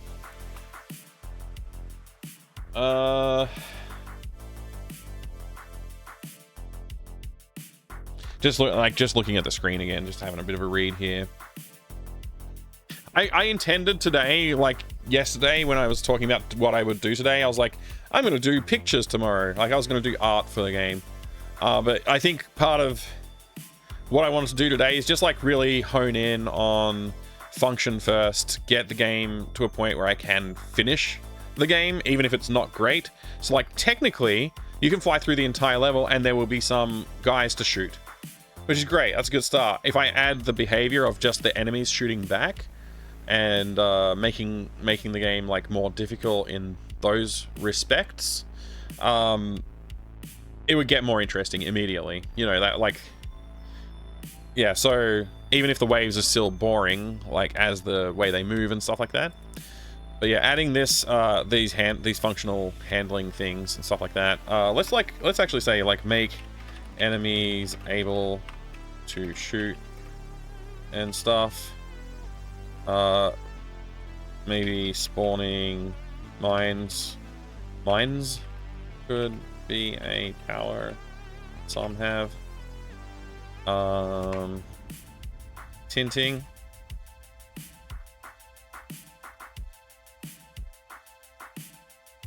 Tinting could be a thing. So like basically, I think I did this when I was doing the project a couple years ago on my other channel. When I was doing dev work on there, I did a like a palette swapping sort of functionality. It wasn't palette based, in fact. It was actually using the program would tint the color of the sprite, and so I'd have a defined like luminosity, or maybe that's not the right word, for the sprite, and then apply color to that. So it's basically like a grayscale, and then I could apply color to it. And then amongst that, I could also specify out the colors. And then I also did a what do we call that? A map? Yeah. So we have like another map which would like specify which parts of it could change color. I think I might have even done some other types of maps as well on there, so you could do different things. But anyway, tinting would be an interesting thing to do. If I was to do that, I'd have to go into our sprites and change them so that they can, like, so that they're, what would I say, structured in a way that you could tint them. So, like, imagine if you wanted this guy to be green, but you only really want to change the parts of the purple, right? So I'd have to take all the purple parts, grayscale those to white, you know, white levels, and then have another, like, black and white sprite that's the same dimensions that specifies, like, these parts are the parts that you can change color. Right, so like we'd paint in which parts are the parts that can change color based on the tint. Obviously, you know, we'd do that carefully. And like, you know, maybe the color band, we wouldn't color that. So like only these parts would go green, the purple parts. So then we could have like, that could be a different class of a guy as he flies on the screen. And we haven't really had to create more sprites. We could have like a purple guy, a green guy, a red guy, an orange guy, a black guy. Like we'd do all the different colors, right? And that would be pretty easy. Right now, I'm not going to do that because I don't know how well AGS handles that kind of thing. I assume we should be able to do it fairly comprehensively, but I don't know. I don't know if we can do like a bit mask or something like that on it the way that I would like to. So yeah, we'll just leave that off the table for now. But it is an option for the future. We could potentially come up with a way to make things different colors without having a cost of producing more art assets necessarily. Yeah, okay. Let's see what else we could do. I think this is a pretty good idea, like, of things to work on for tomorrow. And if, well, I guess You know what I just realized? It's freaking Monday. I don't have to do anything tonight. I could stream game dev again tonight. So maybe I will. Maybe I will. I am going to take a break though, because I'm kind of like ready for one. But yeah, maybe I'll jump on again tonight and do some more game dev streaming. It's getting a bit warm in here right now. Hopefully it'll cool off by like 7:30, 8 o'clock. I think it's supposed to reach 40 degrees today. It's already 38. I think we might be at peak right now. Maybe. I think someone in the chat, Cephalon Gideon maybe, said that it was going to reach 40 by 6 o'clock or so. So we still got like an hour of potential heating up. Unrelated side note, finally gave in and picked up Quadro RTX A4000 for 600 euros.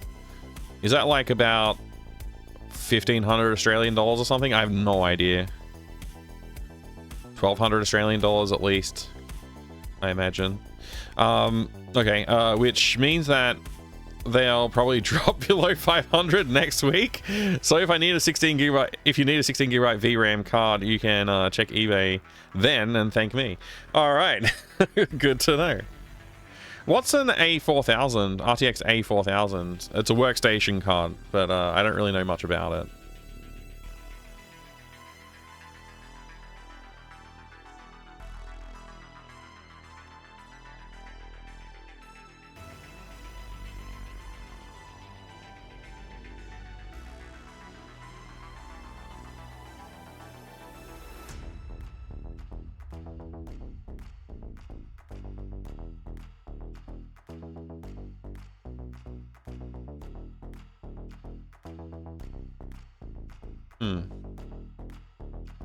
Basically 3000 series-ish Quadro, first 4000 model with 16 gig. Okay.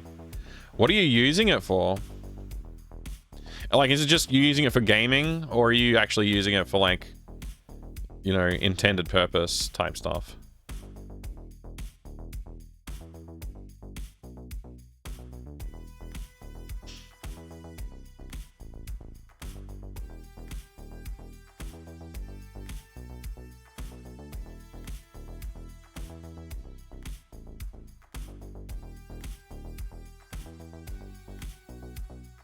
Intended purpose, probably, kind of. It's like AI and CAD and stuff like that. Using it for work. Cool.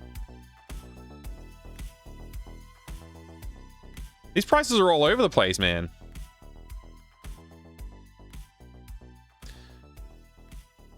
Toy. Cooler. Okay, it's just the cooler. All right. Desktop ornament. Why are people doing this?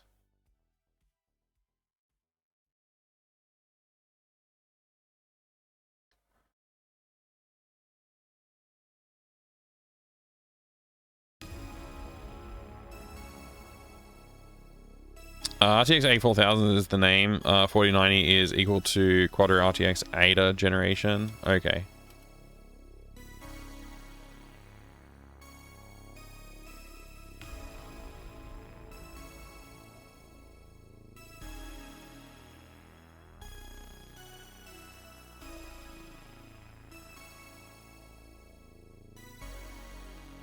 What?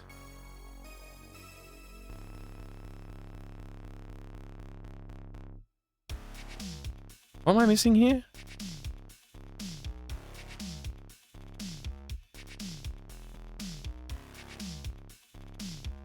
Weird.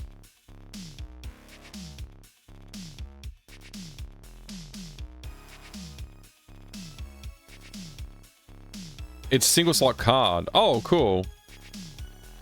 Yeah, that's cool. These prices are all over the place too. Oh well. I do plan on upgrading the computer after I get my first pay from the new job, which is like mid next month, annoyingly. So, you know, if anybody wants to send me some money, feel free.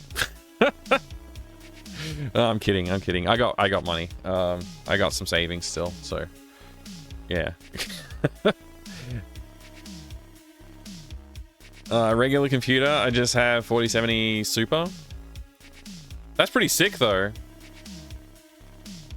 I'm still running a 1080 in this system, and that, like, I really want to play some newer games. Like, I haven't even touched Cyberpunk 2077 because I was like, oh, I'll get an upgrade, and I've just been waiting for cards to get reasonably priced, and they haven't become reasonably priced for a long time. I'm like, I'm not buying until I see a decent price, but it's at the point now where I'm like, I really need to upgrade if I want to enjoy some new games, which I do.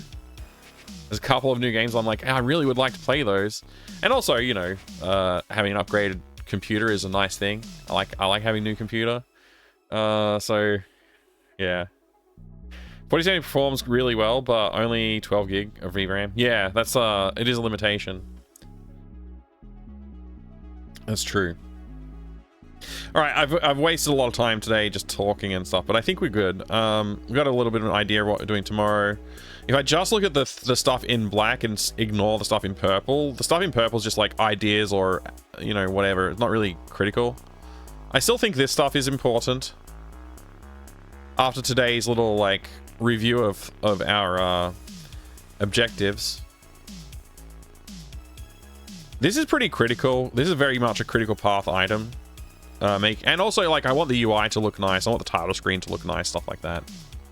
So we'll go ahead and do that sort of stuff as soon as we get the game, basically. Once this game's locked in, we got, like, the basic level working, and we got, like, we've reached the point where it's not just guys floating down the screen in a boring way, not shooting at you. We'll, like, make the content more interesting. Then we can go ahead and do all the other stuff. Something wrong with the game designers. Can't make something nice in 8 gigabytes VRAM, but a drive for hardware progress is also cool. Yeah. Yeah, look, there's so many things that you can point at as reasons for why we are where we're at.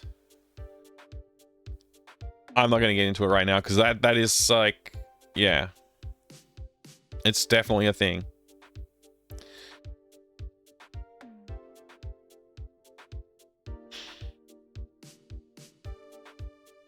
If you want your games to look good, you have to pay for it somewhere, of course. It's just I'm not sure we're paying for it in all the right places. Also, the AI advancement, if you will, is certainly directing the drive of certain things. Like they're using AI frame interpolation. So it's AI frame gen or whatever they call it.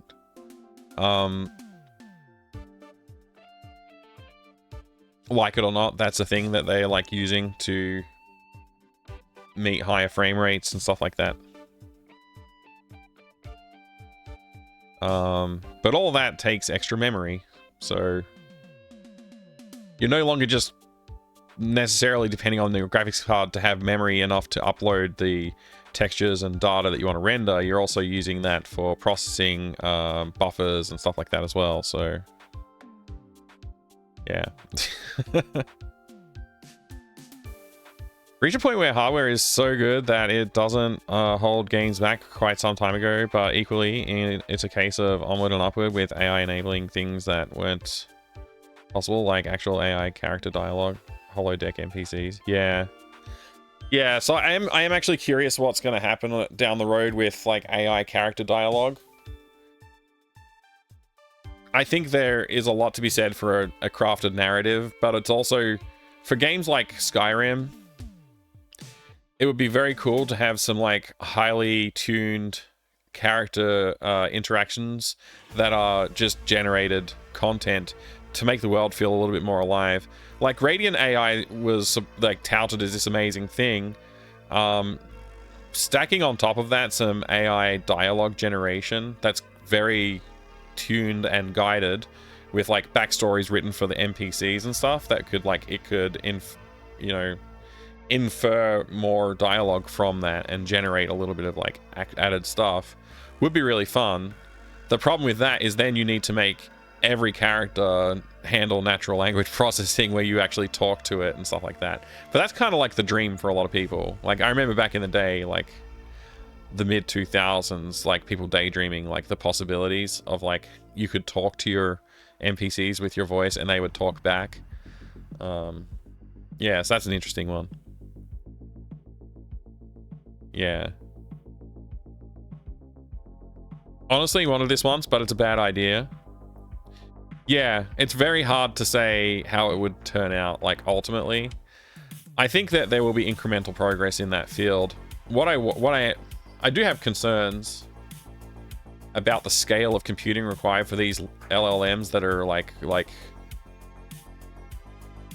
yeah, the diminishing return on hardware investment as well, and the power investment is kind of a shocking thing to look at too. Yeah, we're not here to talk about that stuff, I guess, because like it's a field that, whilst I have a lot of interest in it, I don't feel fully up to date. I haven't read any white papers for a while. I'm glad you're doing good, Board Jams.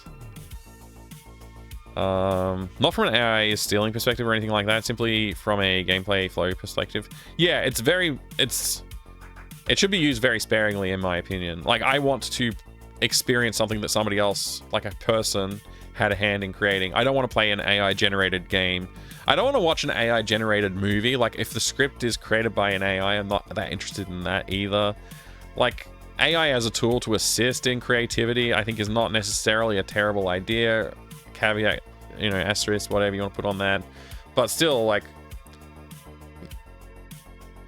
the thing that's part of the entertainment for me is not necessarily just the fiction that's in front of you, but it's also like, this is somebody's like vision, they're creative, there's like some purpose behind it, something drove them to create this, and that is part of the experience that you appreciate, especially as somebody who is a creative and who does create content. Like, I create my own, like, I create videos, I create art, I create games. When I engage with a game or art or whatever, I look at it from a, like, execution perspective, and also from a perspective of, like, what was the drive behind this. Like, try and look a little deeper sometimes. I just don't know. Yeah, that concerns me. Like, the soulless feel of AI art is pretty horrible. Like, I tend to not like it. A lot of people who aren't... Yeah, this again, I don't want to go down this road. But anyway. This is not a conversation that I'm prepared to have right now. So, but yeah, I have thoughts, and I haven't really... I will say that I haven't really prepared my thoughts in all of this.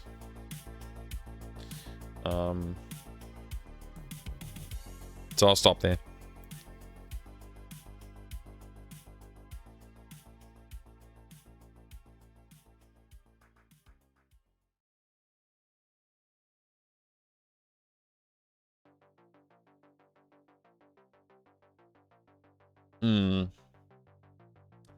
G'day, Excation. Anyway, yeah, so that's probably it for now. I quite likely will be back tonight, unless I decide to just watch TV with my wife or something, which might happen. I might be back tonight to work on this functionality a little bit more. Maybe I'll do some of that image stuff that I thought I would do from yesterday. I might actually do that today, this evening. It's possible. So this might be day 60B, or it might be day 61. I'm not sure what that's going to be.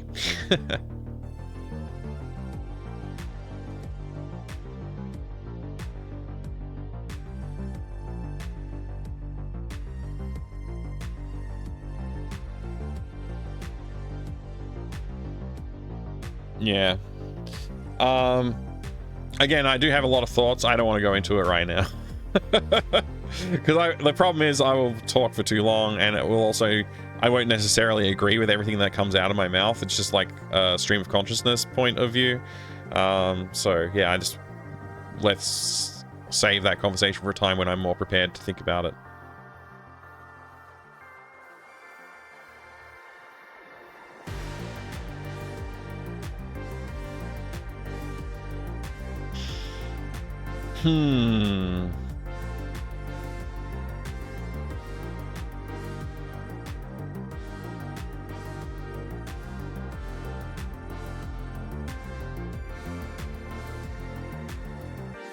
Yep, okay. Alright, lots of thoughts today, but I think we're good. I want to see the end of this project soon. Definitely want to see the end of the shmup soon. I'm kind of like done with it mentally in a way. So we'll get there. Is it going to be a gaming stream today? Unlikely. I don't normally do gaming streams on Mondays.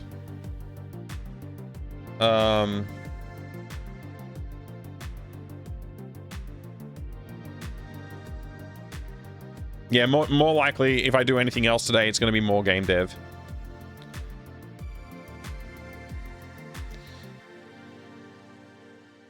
I really want to finish this game. I want to finish this game so much. It's been like on my mind a lot, and it's been a source of, let's say, anxiety, perhaps is the right word. It's contributed to my state of mind in a way that is, I would say, like negative in some ways. The fact that it's not done yet. Not the fact that it's not good enough or something like that. I mean, it's not good enough, but I'm okay with that. It's definitely not at a point where I can say it's finished, and that's it's something I am struggling with. Like, we're reaching the end of January, and I want to be done with this game and move on to the next one, because this project was never intended to be a multi-month project. We're at day 60 right now, which does mean we're officially well past the 2-month mark of the project. And I'm looking at potentially another 2 months before I am finished this. Now, in terms of days on the calendar versus days in the book, days in the book might say it's 2 months, but days on the calendar, we started this like mid last year, I believe. So we're approaching like a 7-month turnaround on this project, I believe. It'll probably be longer than that. It's probably going to be an 8, potentially 9-month turnaround on this project, which is definitely not what I wanted it to be. But that is what, I guess, that's the situation we're in. But yeah. Sometimes genres take more time. Yeah, this one's supposed to be a short turnaround genre for me. But I keep on making things overcomplicated, that's on me. The shmup we've done since we started, how many days? We started on day 50, what? 4, wasn't it? Yeah, 54 was our first day. So we're 6 days in. We're still working on the shmup. I expect we've got another like 2 to 3 days worth at least before I can say, yes, this is done enough that I can move on to the next thing. Probably I want to come back and polish it even more. So yeah, we could be looking at 2 weeks of logbook time on just this part of the game, which is kind of ridiculous. But that's my fault. I'm okay with that, I guess. It's just like, you know, it is a source of anguish of some kind. So yeah, that's where I'm at with this, like, mentally speaking. Like, I do want to see the end of this game as soon as possible, but at the same time, I want it to be good. I want people to enjoy playing it. Creation, the process of creation, is something that means something to me, and I feel like this is going to be a good thing. I think people will enjoy it when it's done, but it just, you know, look, it's the calendar thing that's the problem for me. Like, you know, we only get so many years. you can look at it that way, right? And then it's like, well, none of the games I have done in the last year, including this one, are anything close to like what I would consider a dream game. But they're achievable in the times that I have and the available energy that I have.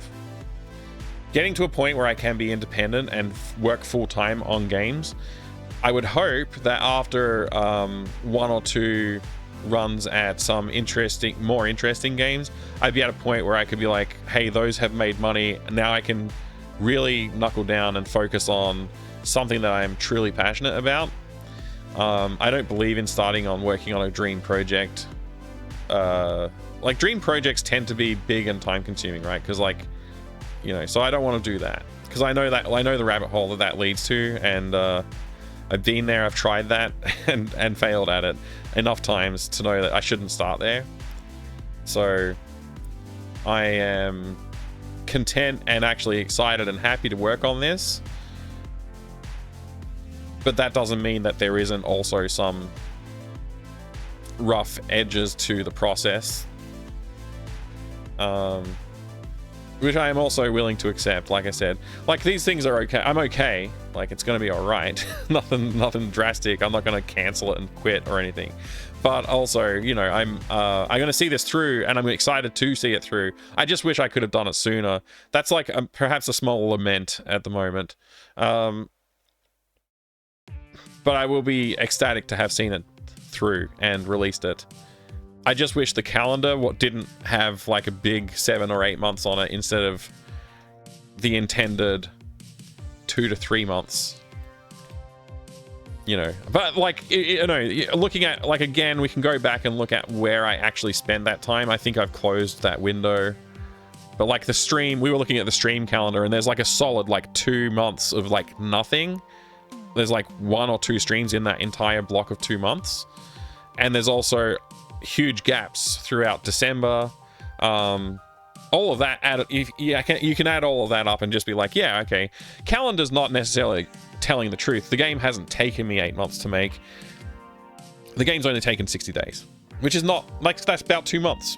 So I guess I'm on track, really. If I say 2 to 3 months, we really are kind of on track. I just wish that those days had been more compressed on the calendar. That's all. Time is a conspiracy against us. I agree, Cephalon. But yeah, you can see the source of anguish is necessarily, not necessarily that the game has taken too long to make in terms of the hours I'm putting in. It's just that it is taking too long to make on the calendar. And that's because, like, you know, I had time away from it and all that kind of stuff for various reasons. Last year was quite disruptive for me, despite it being one of the best years that I've had in a long time. A huge part of which is probably because of the game production that I did do last year. So, you know, I feel good about it still. I'm very proud of the work that I did, and I'm proud of the work that I put into this game, even though I'm looking at some of the animations, like the cat animations, for example, and thinking, like, I could make those way better if I spent a little bit more time. I can't afford to put that time into it, because I'm looking at the wall. I'm looking at the calendar on the wall and saying, I want this done as soon as possible, so I don't want to do any unnecessary work. And then I went into this, and I came up with a whole bunch of cool ideas, because I got excited about working on it. But that is one of those things I need to manage myself on, like I said at the start of the stream today. So I think what we did today, focusing on just putting in functionality that is allowing us to create content that people can experience in the game, and a way to quickly, like, manipulate that content and add more or subtract some and generate some and whatever else we want to do in between, we can easily do that now. And that's powerful. We would just have to build out some more interesting functions for the spawning and stuff like that, and the behaviors. And but you know, these are all like really important things to think about. And I think we've got to a point now where we have a lot of power, or a lot of potential power. We haven't executed to the point where we have the power, but we have a lot of potential power in this system that we built. So that's a good thing. I'm excited about it. I just want to get to the point where I can move on from this part of the project and start on the next part. Because if we look at, like, actual stuff to do, which we looked at yesterday, the actual stuff to do, like, we're right here. And as soon as we've done this, like, we've actually, I actually did go in and, like, fix it up so we can move past that part of the game and get into Act 3. But Act 3 is, like, very light on the implementation. Like, we got to bring the cat back. The cat's got to interact and scare the rat. That's going to be fun to do. I'm really looking forward to bringing the cat back in and scaring the rat with the cat. There's also the dog interaction. Got to finish that dog introduction animation, the dog stealth section. I have to think about how that's going to work. I'm very much thinking, like, hard-coded, like, not having something that is combinatorial or in any way. The way that I wrote the hamster maze thing was by necessity, I guess, because it's a programming puzzle, needed to be dynamic, but we can make something a little bit more static for a stealth section where it's like, there is only one way to solve this, and that will be good. Can you drug the cat? It would be pretty cool. It would be pretty cool to drug the cat. I don't know. There's no reason to drug the cat at this stage in the game, but perhaps we can come up with a reason to drug the cat. I don't know. Perhaps we could just do a side quest where you can drug the cat if you would so choose. The way that we also have a potential side quest where we can make Aunt Jenny fart. Steam achievements are a great reason to add side quests like that. Optional puzzles. That could be fun. Anyway, the stealth minigame is the next thing that's, like, major bugbear in my mind. That's causing me some dramatic concern. So is the dog intro animation, but I definitely want to keep that. I don't want to cut it. I think it's got, I think it would be so fun to have that and really elevate the stealth section and make it like, oh yeah, these dogs mean business, so I need to stay away from them. I feel good about that. I'm excited about that. The dialogue puzzle for the sleeping guy. This is like the main part of the game where I'm like, I really want to make the dialogue puzzle like have some depth to it and require the player to like navigate essentially a maze of dialogue, which is something that I did not like in games like Martian Memorandum, but I don't have any way to really improve it. I just want to try it out. So it might be a part of the game that I'm not that proud of, but it is something I want to experiment with as well. And I am trying to make it a little bit more interesting where as part of that dialogue tree, there will be certain phrases that you can get the guy to utter, that when he utters those, he moves his position in the chair. And by doing so, he exposes something in his pocket that you can pickpocket using the dino grabber. And that's going to make that dialogue thing a little bit more interesting. You know, that kind of stuff. So that's going to be the end of the game. You know, once you've done that, you can solve the final puzzle and get out of the junkyard, and that's going to be great. The final act is actually fairly light. There's not much to it. And I feel like originally I left a bunch of space up here because like I need to add more content to the game, like expand it, make it have more puzzles to solve and stuff like that. At the moment, it's pretty much not there. I'm not going to do that. I also intend to expand this a fair bit too, extending Act 3, so it had a lot more content. Right now, I think it's going to have what it's basically on the plan, and that's it. I'm not going to expand it at all. But yeah. So you can see, like, we're about here in production. We have to go back and do polish and dialogue for everything before that and after it. But we're about here, and we got a little bit into Act 3 as well. But we just have to finish that up. We can finish Act 3. Hopefully the stealth section won't be too complicated, and we can finish that fairly quickly. The dialogue thing is going to be mostly it's just going to be writing. There'll be a little bit of animation, obviously, and character design that we'll have to do. We haven't done that yet. Also, we have to do some character animation and stuff for the top-down perspective of the characters. I could just say screw it and it's not top-down. It's just like some weird, like, three-quarter view where I just reuse the sprites that I already have for Sierra, and I just draw dog sprites at that scale that look okay as well, and you know, we just go with it. Yeah, I don't know. I don't know. We'll see how it turns out, I guess. Act 3 is going to be a fair bit of work still. So I think looking at Act 3, I'm looking at like probably logged days is probably going to reach 2 weeks minimum, probably a month of logged days. So we'll see. I don't know. So yeah, the sooner we finish this, the better. The sooner we finish this little game, the better. Again, this is not me. I'm not really complaining. I'm just sort of stating my thoughts and feelings because I want to be as transparent as possible. A lot of the negative words I have said might lead you to believe that I am upset about this. I'm actually not. I'm really excited about the game. I am proud of it, and I can't wait for people to see it. I know there's people out there who are anticipating the game, and I know there's people out there who I think will be impressed when they see the animations and the artwork that I put together for this game. And that makes me feel good. Like, it makes me feel good to know that I've got something that I think is going to impress some people and make them go like, oh wow, he really did put it like in even more effort this time around.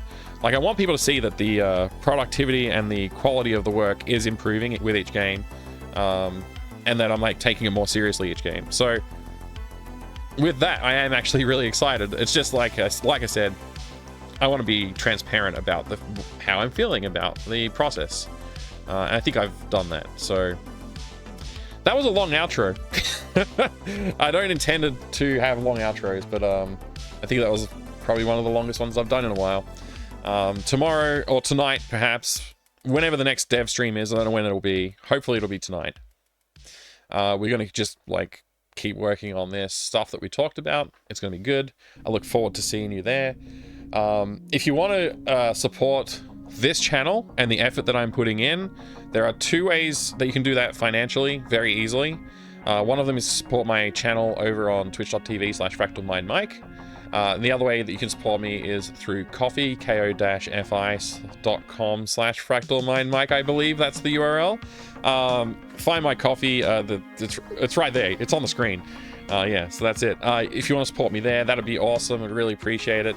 I have the best intentions for that, but I admit that last year I really dropped the ball on that. This year I plan to remedy that. I've entered time in my calendar to remind me to actually put together some posts, and this month's post is going to hopefully be up.